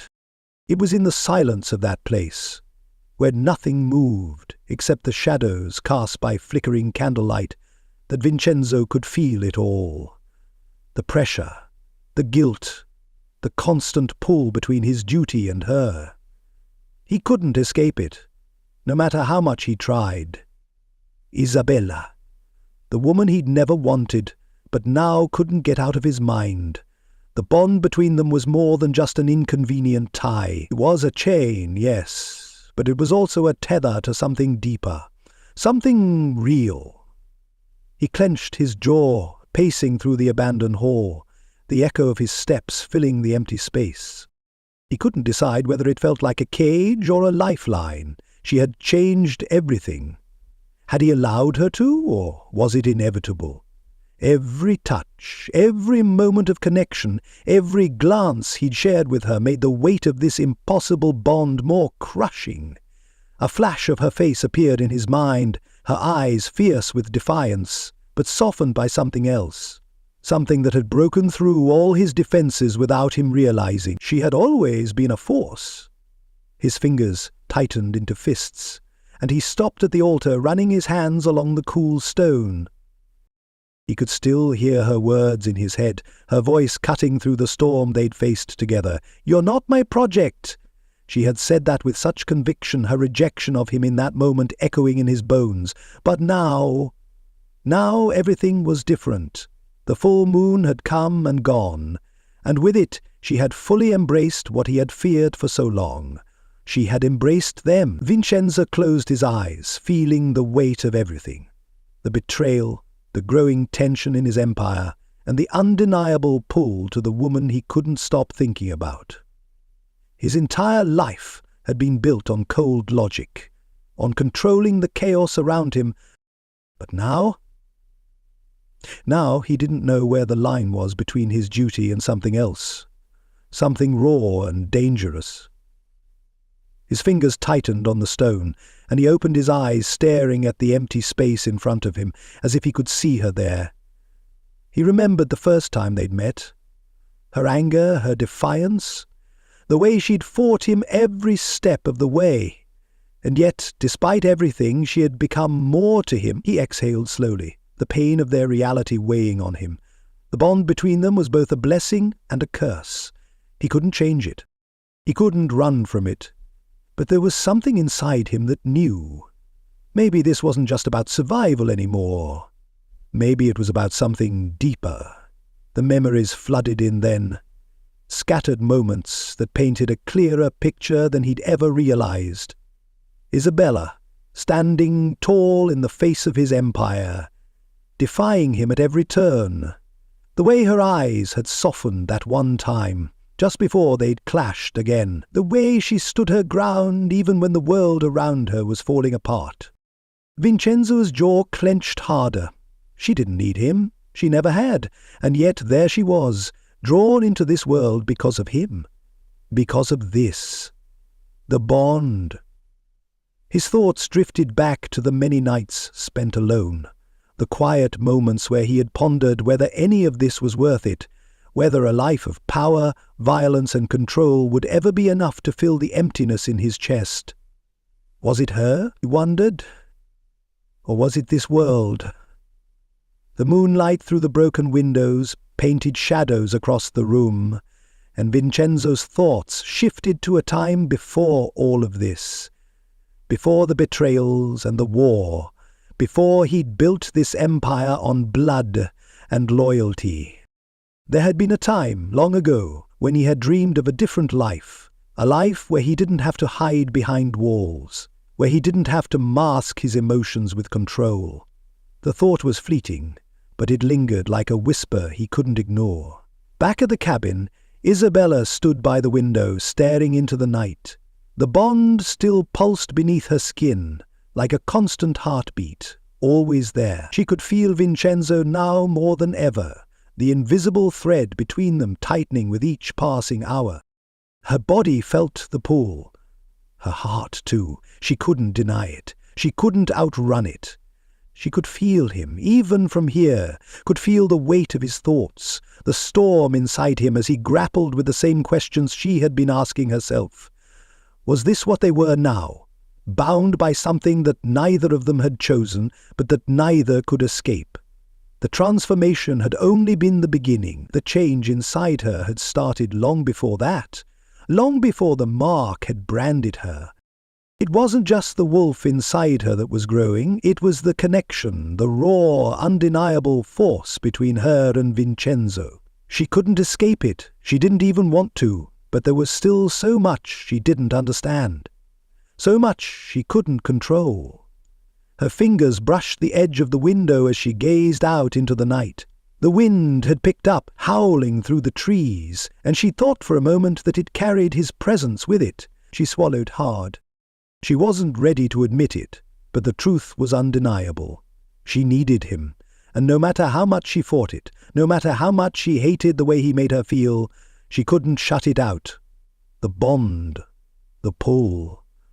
It was stronger than anything they had ever faced before, and just like him, she couldn't stop herself from embracing it. Vincenzo's chest tightened as he left the chapel, the weight of everything pressing down on him, but for the first time, a strange calm settled in. The decisions ahead wouldn't be easy, and there was no guarantee they would survive the chaos that awaited them. But as he stepped into the cold night, the howling wind cutting through the silence, he knew one thing with brutal clarity. The Empire wasn't the only thing he was willing to protect anymore. Isabella was his now, just as much as he was hers, and whatever it took, he would find a way to make it work, to make them work, for better or worse. Was no longer just about control. It was about trust, about embracing what they had together, whether it destroyed him or not, and for the first time in a long time, Vincenzo didn't feel quite so alone. The night had never felt so alive. Isabella stood at the edge of the balcony, the cool wind whipping through her hair, her eyes scanning the city below. It felt different now. Not just the view, but the way she stood. Feet planted firm, shoulders squared. The girl who had once hidden in the shadows, afraid of what she could become, was gone. In her place stood someone who had finally accepted what she was, what they were. And it had changed everything. The werewolf inside her no longer felt like a curse. It felt like power. She exhaled slowly, her breath sharp in the night air, and she could feel it. The strength within her thrumming like a heartbeat that belonged to her and no one else. The bond with Vincenzo was there, stronger than ever. But she wasn't just his anymore, she was hers. And for the first time, the idea of owning herself didn't terrify her. No, it empowered her. Training had become more than a physical exercise. It was her rebirth. Each movement, each strike, was a way to solidify her place in this world, not just as a player, but as a leader. Vincenzo's world was hers now, too. She could feel the shift. She wasn't just earning respect from the men who had once dismissed her. She was taking it. She took down enemies, men who thought they could use her, belittle her, and in every battle, in every calculated decision, she was reminding them she was not a puppet. She was the one pulling the strings now. And when the next test came, a rival faction trying to sabotage one of Vincenzo's major shipments, Isabella didn't hesitate. She took charge, her plans laid out with precision, her movements sharp and decisive. The operation was destroyed before the rival men even knew they'd been played. Her message was clear: "Don't underestimate me again." Vincenzo's eyes followed her, quietly admiring her strength, the way she commanded the room with barely a word. His respect for her had never wavered. But now it was something more, something unspoken between them. She had come into his world as an outsider, but now she was a force in her own right. He watched her as she approached the table, her eyes scanning the map laid out before them, her hands smoothing over the lines of their operation. She was more than capable, more than the fierce woman who fought alongside him. She was a partner. And as much as it stung to admit it, Vincenzo knew the truth. He wasn't just protecting her anymore, he was relying on her. "You've earned the respect of the men," one of Vincenzo's top men said as he entered, nodding toward Isabella. "They listen to you now. They follow." Isabella's lips twitched at the compliment, but she didn't smile. Not yet. The real work was just beginning. "They don't follow because of my charm," she said, her voice low and confident. "They follow because I show them what happens when they cross me." The men who had once doubted her now sought her counsel. Some were wary, still unsure of the force she'd become, but she didn't need their trust immediately. She only needed them to know she wasn't a liability. She was an asset. Vincenzo leaned against the wall, watching her work, his thoughts tangled. He couldn't deny the way she made him feel.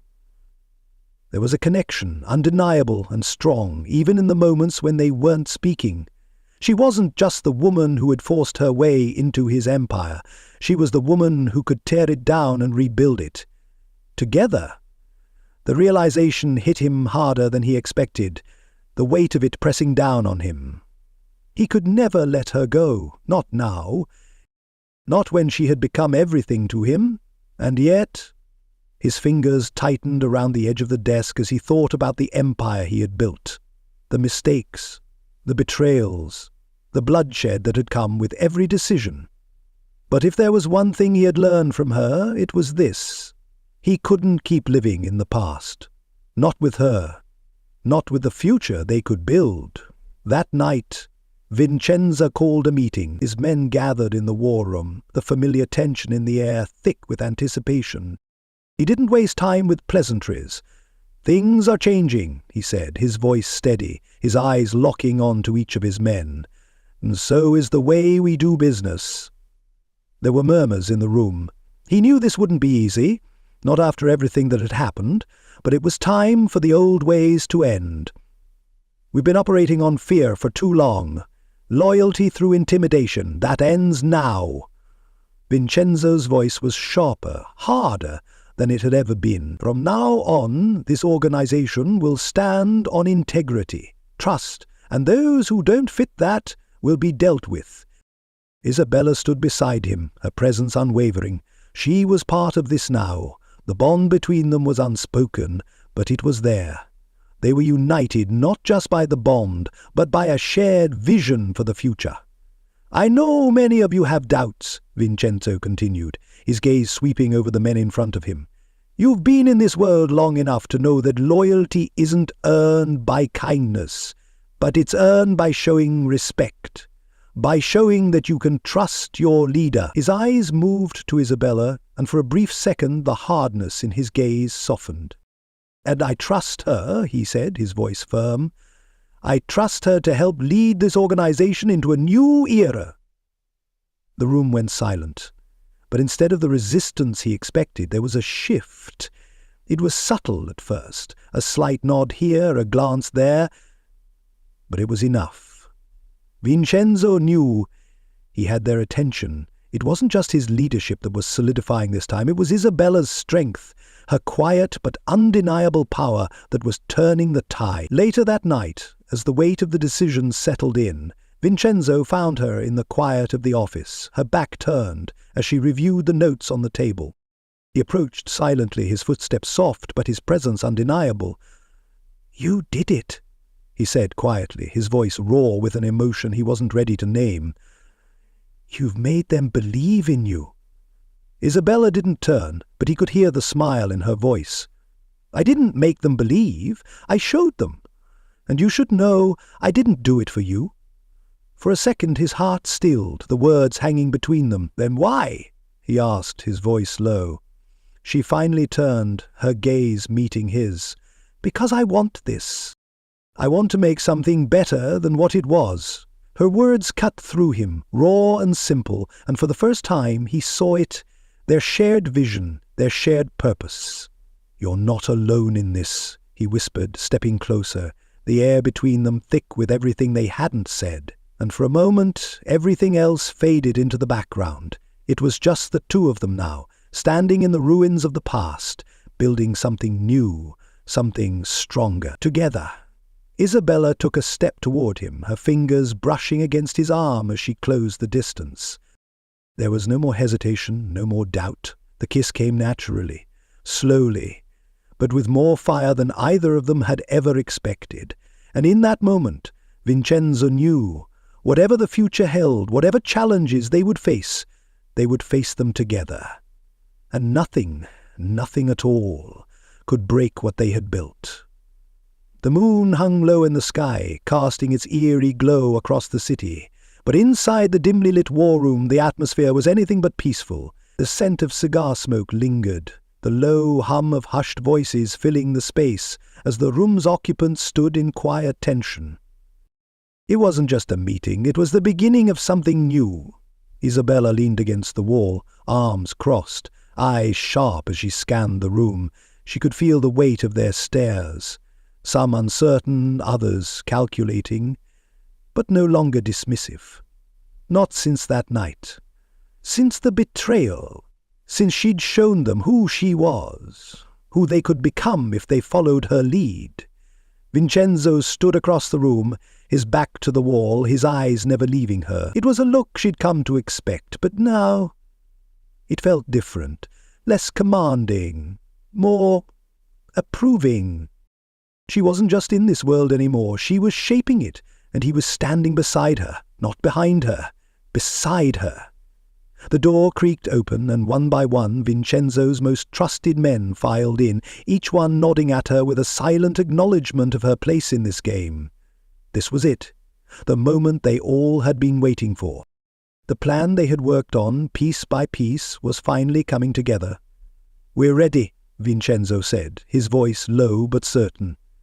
Isabella didn't look at him, but she felt the way the words settled between them, thick with promise. They were more than just allies now, they were a team. And this moment? This was the turning point. She stepped forward, her movements confident. The time for playing it safe is over. We take back what's ours, piece by piece. We make sure the old order knows there's a new king and queen in town.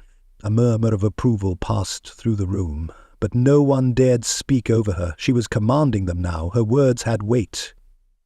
"We're going to start by hitting them where it hurts," she continued, her gaze flicking over to Vincenzo as if to make sure he was with her.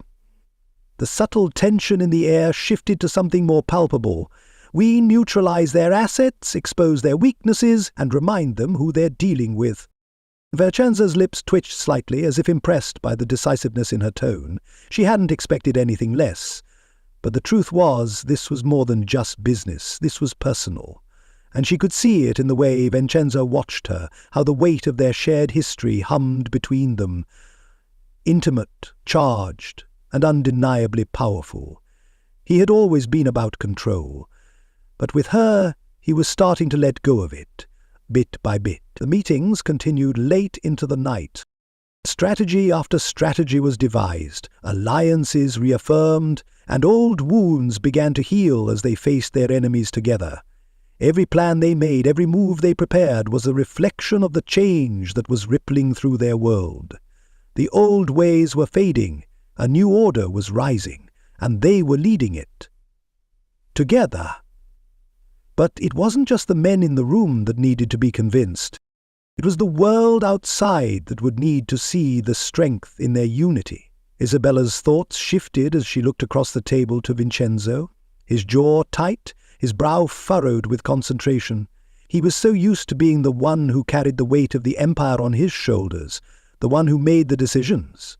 But now he was trusting her, and that trust was becoming the foundation for what they were building. She leaned in, breaking the silence. Tomorrow we make a public statement, not with words, but with action.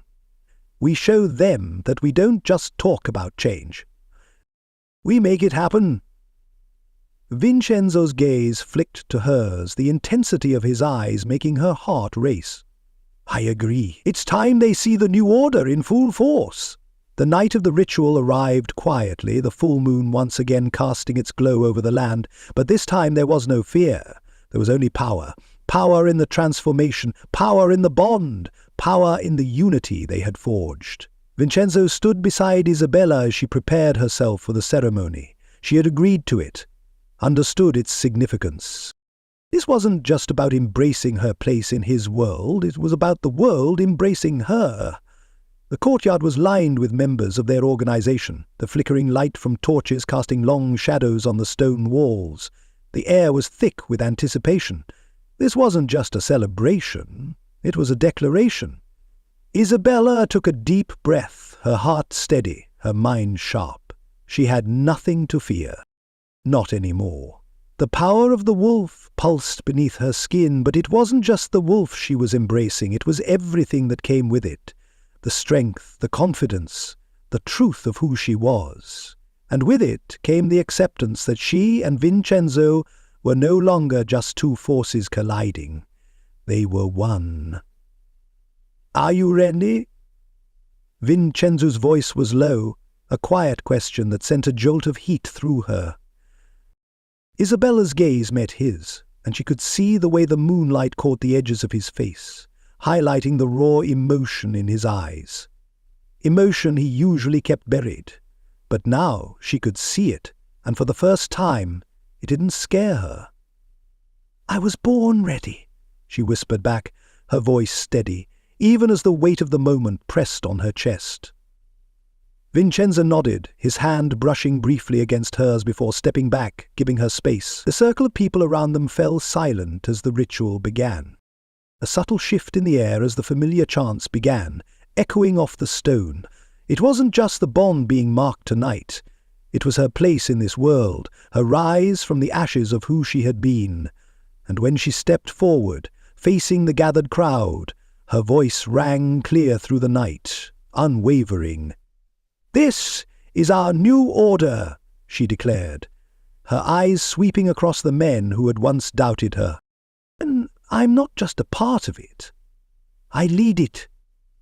The crowd stirred, and for a moment everything seemed to hang in the balance. But then, one by one, the men nodded. The respect, the acknowledgement was there. She had earned it.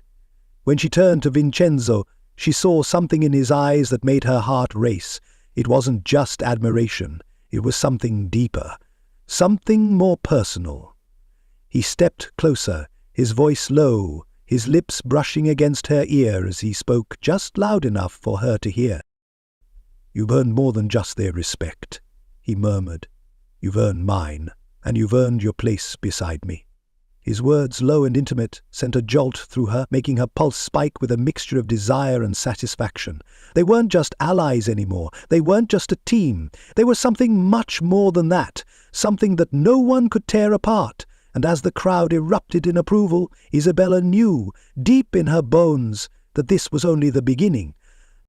Together they had forged a new empire, and nothing was going to stand in their way. The room was thick with tension. Even the air seemed heavy, as if the weight of the decisions they were about to make hung in the balance. The war room was filled with the low hum of activity, maps spread out, faces grim, as each loyalist member took their place. No more second chances. No more games. This was the moment they had all been preparing for, and Isabella could feel every heartbeat like a drumbeat in her chest. She wasn't nervous, not anymore. The transformation had solidified everything inside her. The woman she had been was gone, and the one standing here now, she wasn't just a player, she was the game. Vincenzo was at the center of it all, his face as cold and hard as always, but there was something in his eyes tonight. A quiet, steady trust in her that made her stomach tighten with something that wasn't fear, but the kind of resolve that came from acceptance. She wasn't here just to stand beside him. She was here to take back everything that had been stolen. "You've got a plan, right?" she said, her voice cutting through the buzz of the room. Vincenzo looked up, meeting her eyes across the table. There was no smile, no reassuring words, just that steady, unwavering gaze. "Of course I do. But plans are only as good as the people executing them." His words hit harder than expected, a reminder that this wasn't just about strategy, it was about survival. "You trust them?" Isabella asked, gesturing to the room full of their men who were moving in preparation. She knew what was at stake. The price of failure was something neither of them could afford to face. Vincenzo's lips twitched, but the smile never quite formed. "I trust them to follow orders. If they fail, it won't be for lack of effort." That was all she needed to hear. There was nothing more to say. The next few hours would determine everything. The preparations were swift and ruthless. Orders were issued, weapons checked, and the last-minute adjustments were made, but it wasn't the tactical movements that worried Isabella, it was the unknown, the fact that betrayal could come from any direction. She stood on the edge of the compound, her eyes scanning the horizon as Vincenzo walked beside her. The cold night air whipped through her hair, and she turned her face to the sky, feeling the pull of the moon in her blood, the wolf inside her pushing at the surface. She was ready. He stopped beside her, his presence like a rock anchoring her in place. For a second the weight of everything they had fought for, hung in the space between them. "You've come a long way," Vincenzo said softly, his voice low but filled with something unspoken. She met his gaze, the quiet moment stretching between them, and the intensity of what they had become, a force together, settled over her like a second skin. "So love you?" For a moment neither of them moved, as if they were both waiting for something. But then he stepped forward, his fingers brushing lightly against hers, sending a shock of heat through her body. "Let's finish this," he murmured, and without another word he turned and walked toward the rest of the men. The battle was swift, the sound of gunfire and snarls mixing with the adrenaline that surged through Isabella's veins. She was a whirlwind of controlled chaos, her newly awakened werewolf abilities cutting through the battlefield with lethal precision. She was faster, stronger, more dangerous than she had ever been. And with every blow, every movement, she was proving just how far she'd come. Beside her, Vincenzo was a blur of deadly grace, his martial prowess and mafia cunning a perfect match for the brutality of the fight. His eyes locked onto hers for a brief moment across the chaos, a flash of something in his gaze that made her heart race in a way she couldn't ignore. But there was no time for thoughts. There was only the fight. She was in the thick of it now, taking down enemies left and right with a combination of werewolf speed and calculated strikes. The power surged through her, but it wasn't just the wolf. It was everything. The bond between them, the way they fought side by side, the way they had become unstoppable. A gunshot rang out, and she turned just in time to see one of their men go down, blood spilling onto the ground. Her heart stopped for a beat, but there was no hesitation. She was already moving, a blur of motion, taking down the man responsible before they could even blink. "Stay focused." Vincenzo's voice came through her earpiece, low and steady. She could hear the strain in his voice. He was feeling it too. The weight of leadership, the fear of failure. "I'm good," she replied, her voice clipped but sharp with intent. The battle raged on, and in the midst of it, a figure appeared. One of their own, a traitor from within, working with the rival faction. Isabella's eyes locked onto him, and her body moved instinctively. She was already on him before he could react, her claws extended as she swiped at him with a ferocity that left no room for mercy. The fight ended in seconds, his blood staining her hands as she stood over him, breathing heavily, every inch of her body alive with the aftermath of the kill. But just when it seemed like they had the upper hand, an explosion rocked the ground beneath them, sending debris flying and knocking them both off balance. Isabella hit the ground hard, the world spinning as pain lanced through her body. Her vision blurred, but she didn't need it to know what was happening. The rival forces were making a final push. The battle wasn't over. Vincenzo was at her side in an instant, his hand gripping hers, pulling her to her feet. His eyes were fierce, but there was something in his gaze, something unspoken, that made her chest tighten. "Don't do that again," he muttered, his voice rough, but there was no time to argue. They weren't done yet. Together they moved like a unit, coordinated, relentless, unstoppable. They fought side by side, their bond guiding them, pushing them, making them better. There was no room for doubt, no room for fear. As the last of their enemies fell, silence settled over the battlefield. The stench of blood and gunpowder hung in the air, but the war was over. For now, at least. Isabella turned to Vincenzo, her breath coming in heavy gasps, her body still thrumming with energy, but she saw it in his eyes. The relief, the victory. But beneath it there was something else. Something deeper. They had survived, together, and the fight wasn't over yet. But they were ready. The night was silent for a heartbeat, a brief, breathless pause before the storm. The tension in the air was thick, almost suffocating. Isabella could feel it in her bones. The last battle was about to unfold, and it wasn't just about survival anymore. It was about proving that they belonged here, that this new order they had fought for was more than just a fleeting dream. Beside her, Vincenzo was a force of calm, his presence steady and unwavering. His hand brushed against hers briefly, his fingers wrapping around hers for just a moment, a simple touch, but one that sent heat through her veins. Their connection was electric, undeniable. She had once thought that such intimacy was a weakness. Now she knew better. It was their strength. "This is it," Vincenzo murmured, his voice low and rough, his eyes locked onto hers with a fire that matched the one burning in her chest. "We finish this together." Isabella nodded, her breath steady but her heart pounding in her chest. Together. They moved as one, stepping into the heart of the compound, the shadows deepening around them. They weren't just fighting for power anymore. They were fighting for each other. The mastermind behind the betrayal, Roland Vasseur, was waiting for them, the man who had played them all like pawns. The man who had thought he could tear them apart. But what he didn't understand was this. They were no longer the same people they had been when he'd started this game. They had changed. And they weren't going down without a fight. The final confrontation was nothing like the battles they had fought before. It wasn't just physical, it was emotional. A clash of ideologies, of trust betrayed, of power fought for and earned. Isabella and Vincenzo moved through the compound, each step calculated, but every movement fueled by the bond between them. It was a silent agreement, an unspoken promise that they were in this together, no matter what. Roland was waiting in the center of the room, the flickering light casting sharp shadows across his face. He wasn't alone, but his lackeys weren't the problem. It was him, the man who had orchestrated everything.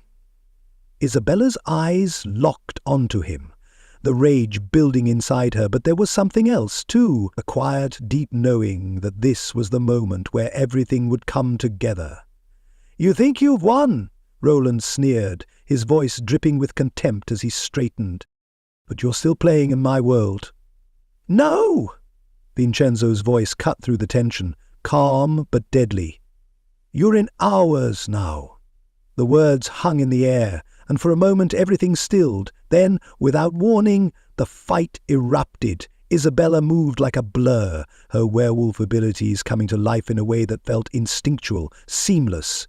She tore through the air, her body a lethal weapon as she took down Roland's men one by one. Each movement was swift, decisive, and everything she had learned, everything she had fought for, came together in this moment. But she wasn't just fighting the men. She was fighting him, Roland. Vincenzo was beside her, his presence like a shield. His sharp instincts, his precision, were a deadly combination, and they moved together like a unit, each strike calculated, each maneuver in sync. There was no hesitation, no uncertainty. This was the culmination of everything they had built together. Isabella felt the power of the bond thrumming between them, as if it was guiding them. Every time she faltered, every time the enemy seemed to gain the upper hand, Vincenzo was there, and every time he seemed to waver, she was right by his side. They weren't just allies anymore, they were unbeatable. The fight raged on, intense and brutal, but it wasn't long before Roland realized his underestimation of them had been his downfall. His men were falling, and he was alone. It was clear in his eyes now, the doubt, the fear. Isabella's heart pounded as she faced him, her fists clenched, her breath coming in shallow bursts. "You thought you could tear us apart," she spat, her voice fierce, every word carrying the weight of everything they had been through. "But you didn't count on one thing. We are stronger together."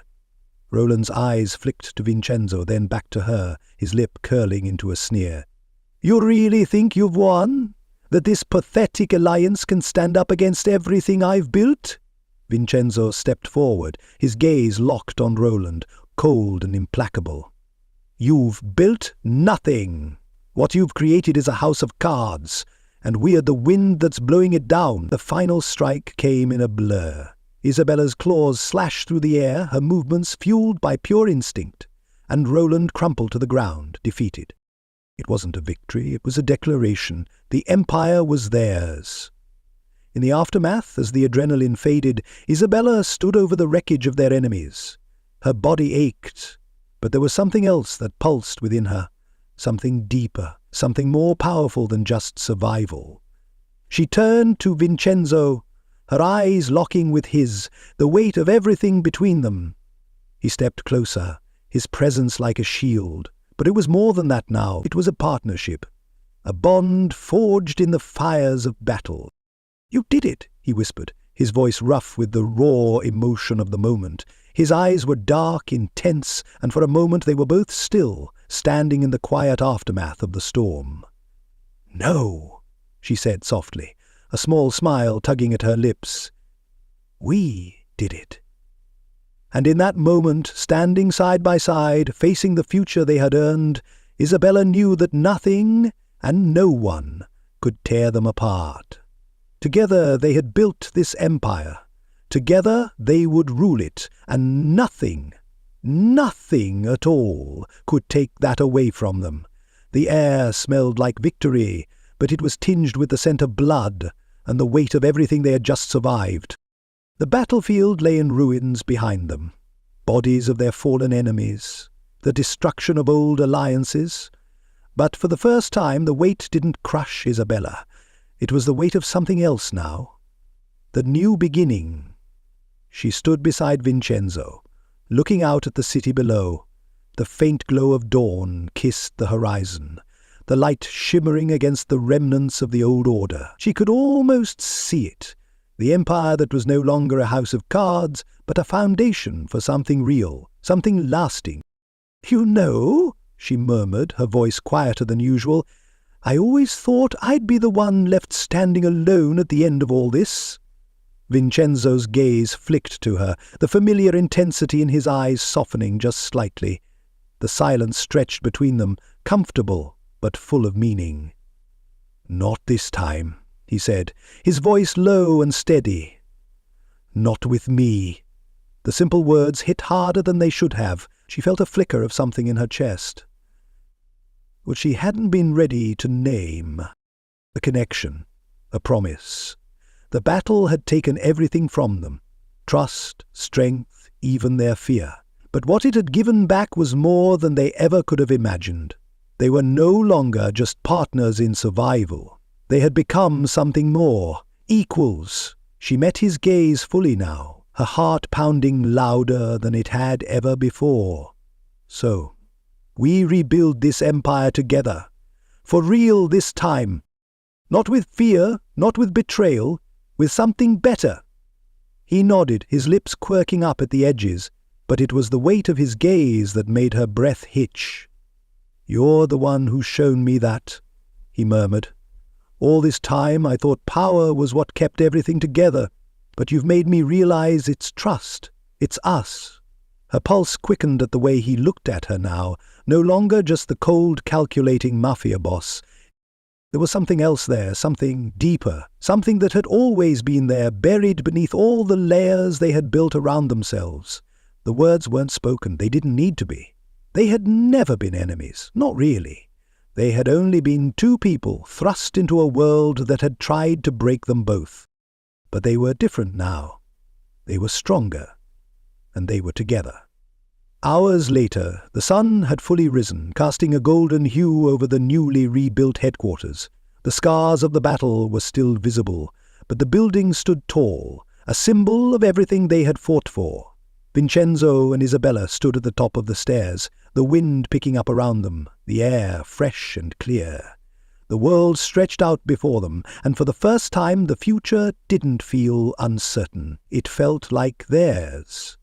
Vincenzo turned to her, his eyes locked on hers. There was no fear in his gaze, no uncertainty, only a quiet, undeniable strength that matched her own. "This is where it starts," he said, his voice soft but filled with the weight of everything they had built. Isabella stepped closer to him, her hand finding his, their fingers intertwining like they had always belonged together. "I'm not going anywhere," she said, her voice steady, though there was something in her chest that felt new, tender. "Now. Not ever." He squeezed her hand, his touch grounding her in a way she didn't quite understand, but that felt so right. "This. Us. This is my choice, and it's not something I'll ever walk away from." For a second there was nothing but the quiet hum of the city around them. Just the two of them, standing there, knowing that the old world was behind them and the new one was theirs to shape. But it wasn't just about the empire or the power or even the legacy they would leave behind. It was about them. The battle had forged them together. The bond between them wasn't just something that would bind them to the empire. It was something that would hold them together forever. And in that moment, everything fell into place. The wind tugged at her hair as she looked up at Vincenzo. The uncertainty she had felt before, the fear of giving herself to him completely, had faded with every passing second. "I'm not afraid any more," she whispered, her voice barely above a breath. He smiled, the curve of his lips slow, deliberate. He leaned in, his forehead brushing against hers. "Neither am I." There was no grand declaration, no grand gesture, just the quiet understanding that they had both been waiting for this moment. For the moment when they could finally, completely choose each other. And as Vincenzo's lips brushed against hers, slow and tender, there was no hesitation, no fear. Just the feeling of finally being home. The kiss deepened, the connection between them becoming a physical thing, tangible and undeniable. They didn't need words anymore. The way their bodies pressed together, the way their hearts beat in time, told them everything they needed to know. When they finally broke apart, breathless, Vincenzo rested his forehead against hers. "We're just getting started," he murmured, his words low, raw, and filled with promise. "This is our world now, together?" Isabella smiled, her heart full, her soul connected to his in a way that no one and nothing could ever take from them. Together they would rebuild, not just the empire, but their future. One built on trust, loyalty, and a love that had survived everything. And in that moment she knew it was true. Destiny had finally claimed them both. The city pulsed with a new energy, a quiet hum of change that started with the smallest, seemingly insignificant shifts and rippled outward. Isabella stood at the edge of the window in the newly renovated headquarters. The skyline stretched out before her like an unfinished canvas. It was different now. The shadows that once lurked in the corners of the empire had been purged, and what stood in their place was something better. The world she had entered with suspicion, with hesitation, was now hers, and hers with Vincenzo, standing beside her, not as a reluctant partner, but as someone who had truly earned his place at her side. The organization had shifted, like tectonic plates adjusting after years of pressure. No longer did the corrupt factions rule from the shadows. The men and women who had once conspired against them were gone, replaced by those who shared the vision they had built. Isabella walked through the halls of the headquarters, her strides purposeful, and she could feel it. The air was different. There were no whispers, no eyes watching from the corners, no uncertainty. The men who passed her now nodded in respect, a subtle shift from the doubt they had once held. But more than that, it wasn't fear that held them. It was loyalty. They trusted her, they respected her. The first successful shipment of resources under the new order was a triumph. Not just because it was executed flawlessly, but because the alliances they had built weren't rooted in fear or intimidation, they were built on integrity. Isabella had made sure of that. The same ruthless efficiency she had learned to wield was now tempered with empathy, with a respect for life that hadn't been there before. The balance had shifted, and she was at the center of it. Vincenzo, ever the calculating mastermind, had stood back long enough to let her lead, and now as they made their way through the city's underworld together, there was a harmony between them. Where he had once been the cold, ruthless king, now there was a warmth to him, a flicker of something human beneath the armor, and the men who followed him, who had once only feared him, now looked to him with admiration. They had become something greater than they had ever imagined. Together, the days passed in a blur of meetings, planning, and growing respect. The reformation wasn't just about power. It was about rewriting the very foundation of what they had built, what they had become. Isabella had her moments of doubt, moments when the weight of it all threatened to break her. But then Vincenzo would be there. Quiet, steady, his presence like a rock beneath her feet. He had been the one to teach her that there was more to leadership than just strength. There was heart, too, and now his was on full display. He smiled more, laughed more. It wasn't often, but when it came, it was real. She'd made him human, and that terrified her more than any enemy. One night they stood on the balcony together, the city spread out before them like a living, breathing entity. The lights flickered in the distance, a quiet reminder of how far they had come.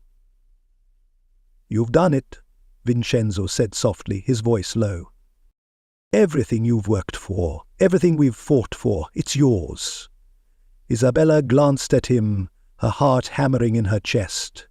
He wasn't just talking about the empire, he was talking about her rise from nothing, from the streets, from a past that hadn't been kind, to standing beside him, equal to him. "I couldn't have done it without you," she replied, her voice steady but thick with emotion. The bond between them pulsed in the space between them, undeniable. It had always been there, but now it was something else, something stronger. He took her hand, his thumb brushing over her knuckles in a quiet, intimate gesture. The touch sent a jolt through her, and she couldn't help but feel how far they had come. How far they had come. The celebration of their success was simple but meaningful. A private dinner with those who had helped them along the way, those who had stood by them through the blood and betrayal. But it wasn't the feast or the accolades that mattered. It was the look in Vincenzo's eyes when he turned to her, the way his gaze softened, his fingers finding hers across the table. "You're not just my partner," he said quietly, his voice low and steady. "You're my equal, and you've earned everything you have." Isabella's chest tightened at the words. There had been times when she hadn't believed it, when she had thought herself too broken to ever be worthy of a place in this world, but now, she saw herself reflected in his eyes, strong and unwavering. She was worthy. "I never thought I'd be here," she whispered, her voice soft. "But I wouldn't want to be anywhere else." He reached across the table, his hand brushing against her cheek, a gesture so simple, yet it felt like everything. The soft touch of his fingers, the warmth of his gaze. It was the moment she realized that they weren't just building an empire, they were building a life. As the months passed, the changes within the organization became more visible. The old ways were gone, replaced by a sense of unity and purpose. The men who had once feared Vincenzo now trusted him, and through him, they trusted her. Isabella's rise wasn't just about her, it was about what they had become together. One evening, as they stood atop the rebuilt headquarters, the city sprawling beneath them, they looked out over the legacy they had forged. The setting sun cast long shadows over the city, the sky painted with hues of gold and pink. The future was bright, full of promise. "We've done it," Vincenzo said, his voice soft but filled with conviction. "We've built something real." Isabella stood beside him, her fingers intertwined with his, feeling the weight of the moment settle over her. "We're just getting started," she replied, her voice steady, full of promise. In that moment everything felt possible. They had forged their legacy. Together, a legacy that would last, built on trust, on loyalty, on love. And as the sun dipped below the horizon, they knew one thing with certainty. They were unstoppable. Together they had reclaimed their destinies, and nothing would ever tear them apart. The moon hung high in the sky, its soft light casting a silvery glow across the garden. The air was crisp, the quiet of the night wrapping around them like a blanket. Isabella sat on the stone bench, her fingers lightly tracing the surface of the smooth stone, as if she could still feel the echoes of everything they had been through. Vincenzo stood a few steps away, his back to her, looking out at the distant horizon. The calm of the night didn't seem to fit him, the man who had spent so long fighting, planning, controlling everything around him. But here, now, it was like a weight had finally been lifted from his shoulders. He didn't speak for a long moment, his silence not uncomfortable but deep, full of everything he didn't say. Isabella's voice broke through the quiet, soft but certain. "Do you ever think about how far we've come?" Vincenzo's head turned just slightly, his eyes catching hers, but he didn't move. "I do," he replied. His voice was different now, softer, less guarded. "It feels like we've lived lifetimes, but I still can't believe it sometimes. We're here, after everything." She watched him for a moment, noting the subtle shift in him. He had always been a man who had lived with a purpose, a leader who took charge of every situation. But now there was something more to him. Something she had seen growing in him since the beginning, but that he had never fully embraced until recently. "Do you miss it?" she asked, her voice quieter now. "The way things were." For a beat, Vincenzo didn't answer. His gaze drifted back to the horizon, and she could see the way the moonlight danced across his face, highlighting the sharp lines of his jaw, the curve of his lips. She knew what he was thinking. He'd spent years fighting for this empire, fighting for control. And now that it was his, now that it had been rebuilt into something better, something real, he had no idea how to let go of that. But she was there. With him. "Oh," he said, his voice low, almost a whisper. "I don't miss it." "Not anymore?" She smiled softly, the weight of the moment sinking in as she moved beside him, her hand brushing against his. The small gesture, simple but meaningful, sent a rush of warmth through her. It was familiar. It was them, the quiet intimacy that they had built, piece by piece. Vincenzo turned slightly to face her, his eyes locking onto hers with an intensity that made her heart race, slow and steady. "And you? Do you ever wonder what might have happened if we hadn't crossed paths?" Isabella leaned back against the cool stone, looking up at the moon, feeling its soft light on her skin, its pull deep in her chest.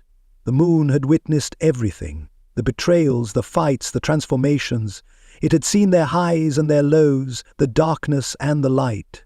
And now it was seeing them as they were now, together. "No," she said after a moment, the truth settling in her chest, warm and steady. "I don't wonder. Because it brought me here, to this, to you."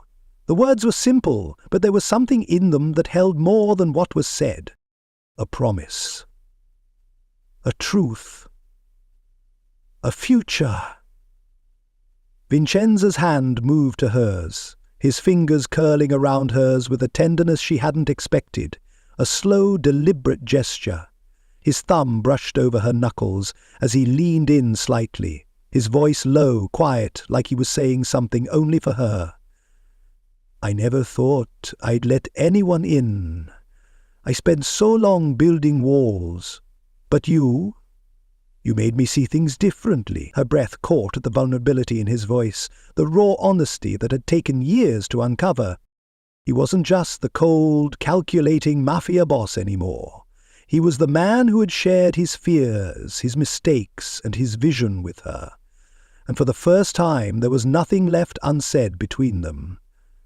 "I didn't make you see anything," she whispered, her voice steady, but her heart was racing. "Vincenzo needed someone to believe in you. And now you're the man you were always meant to be." Vincenzo's gaze softened as he looked down at her, his face inches from hers, the space between them so small it almost hurt. He didn't say anything, but his lips hovered just above hers, warm, inviting, as if asking permission to take the next step. And she gave it silently, by closing the distance between them, her lips brushing against his in a slow, sweet kiss. It wasn't rushed. It wasn't about passion or urgency. It was about everything they had been through together, the battles, the struggles, the moments of doubt. And now, finally, it was about the peace that had settled between them. The kiss deepened, the soft pressure of his lips against hers a gentle reminder of how far they had come. She felt his hand on the back of her neck, his fingers threading through her hair as he pulled her closer, his body just barely touching hers. The simple act of their closeness sent a rush of heat through her, but it wasn't just desire, it was connection. They were connected, not just by the battles they had fought, but by everything they had rebuilt together. When they finally pulled away, their foreheads rested together, breaths mingling, the silence between them comfortable, full of everything they had said without speaking. The moon watched over them, its soft light filling the space around them, a quiet witness to the truth they had both come to accept. This was their legacy, forged through blood, through sweat, through tears. And now, in the quiet of the night, with the promise of a new day on the horizon, they knew one thing with absolute certainty. They were ready for whatever came next, together. The moon hung heavy in the sky, casting its silver glow over the city below. The streets, once a battleground of chaos and power struggles, now felt quieter, as if the world itself was holding its breath. The fight was over. The dust had settled, but the weight of the moment still lingered. Isabella stood beside Vincenzo, her back straight and her eyes fixed on the horizon. The city lay before them, a patchwork of old wounds and new growth. It was still their empire, but now it was theirs in a way it never had been before. No longer defined by blood and betrayal, but by the future they were creating together. Vincenzo's presence at her side was solid, comforting, but not suffocating. They had always been equals in the fight, but now there was something more between them, something deeper. "You know," Isabella said, her voice soft but steady, "I used to think everything I wanted was just a dream, something I could never reach." She turned slightly toward him, her eyes meeting his with quiet understanding. "Now, I know that we can shape whatever future we want." Vincenzo's gaze flicked to hers, the flicker of a smile tugging at the corner of his lips. But it wasn't just any smile. It was the kind that came from knowing they had both fought for this, for each other. "You're right. We've built it, together." Her hand found his, their fingers brushing in that familiar way that felt so natural now, so right.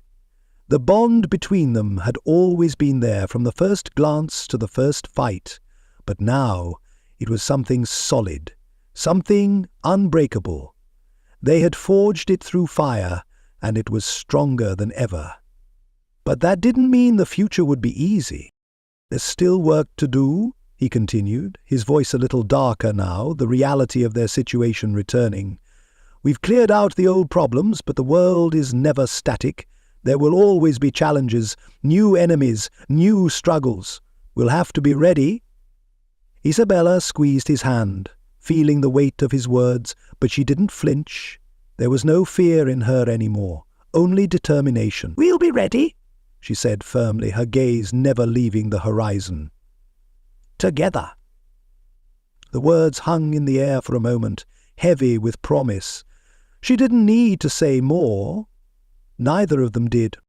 The darkness that loomed before them was not a threat. It was simply the unknown. And it didn't scare her anymore. It didn't scare him either. The world would never be free from conflict, from the shadows of the past creeping into the future, but that didn't mean they couldn't carve their own path through it. They had already proven that, and as they stood there side by side, hands intertwined, Isabella knew one thing for sure. They had everything they needed to face whatever came next, not just because of the empire they had built, but because of what they had found in each other. Love, trust, redemption. They had walked through the fire, and now they were standing in the light, ready for whatever came next. Vincenzo turned to her, his eyes steady, the raw intensity still there, but softened now. "We fought for this, and now it's ours. What happens next, we decide." Isabella smiled, her heart steady in her chest. "Together," she echoed softly. "Together. Always." They turned back to face the city, the darkness in front of them, but with no fear. Only a shared resolve. Whatever challenges lay ahead, whatever tests they would face them as they had always faced everything. Side by side, united by their bond, their love, and the promise of a better world. A world they had the power to create. And in that moment, beneath the quiet watch of the moon, Isabella and Vincenzo knew that nothing could ever tear them apart. The future was theirs, and it was just beginning.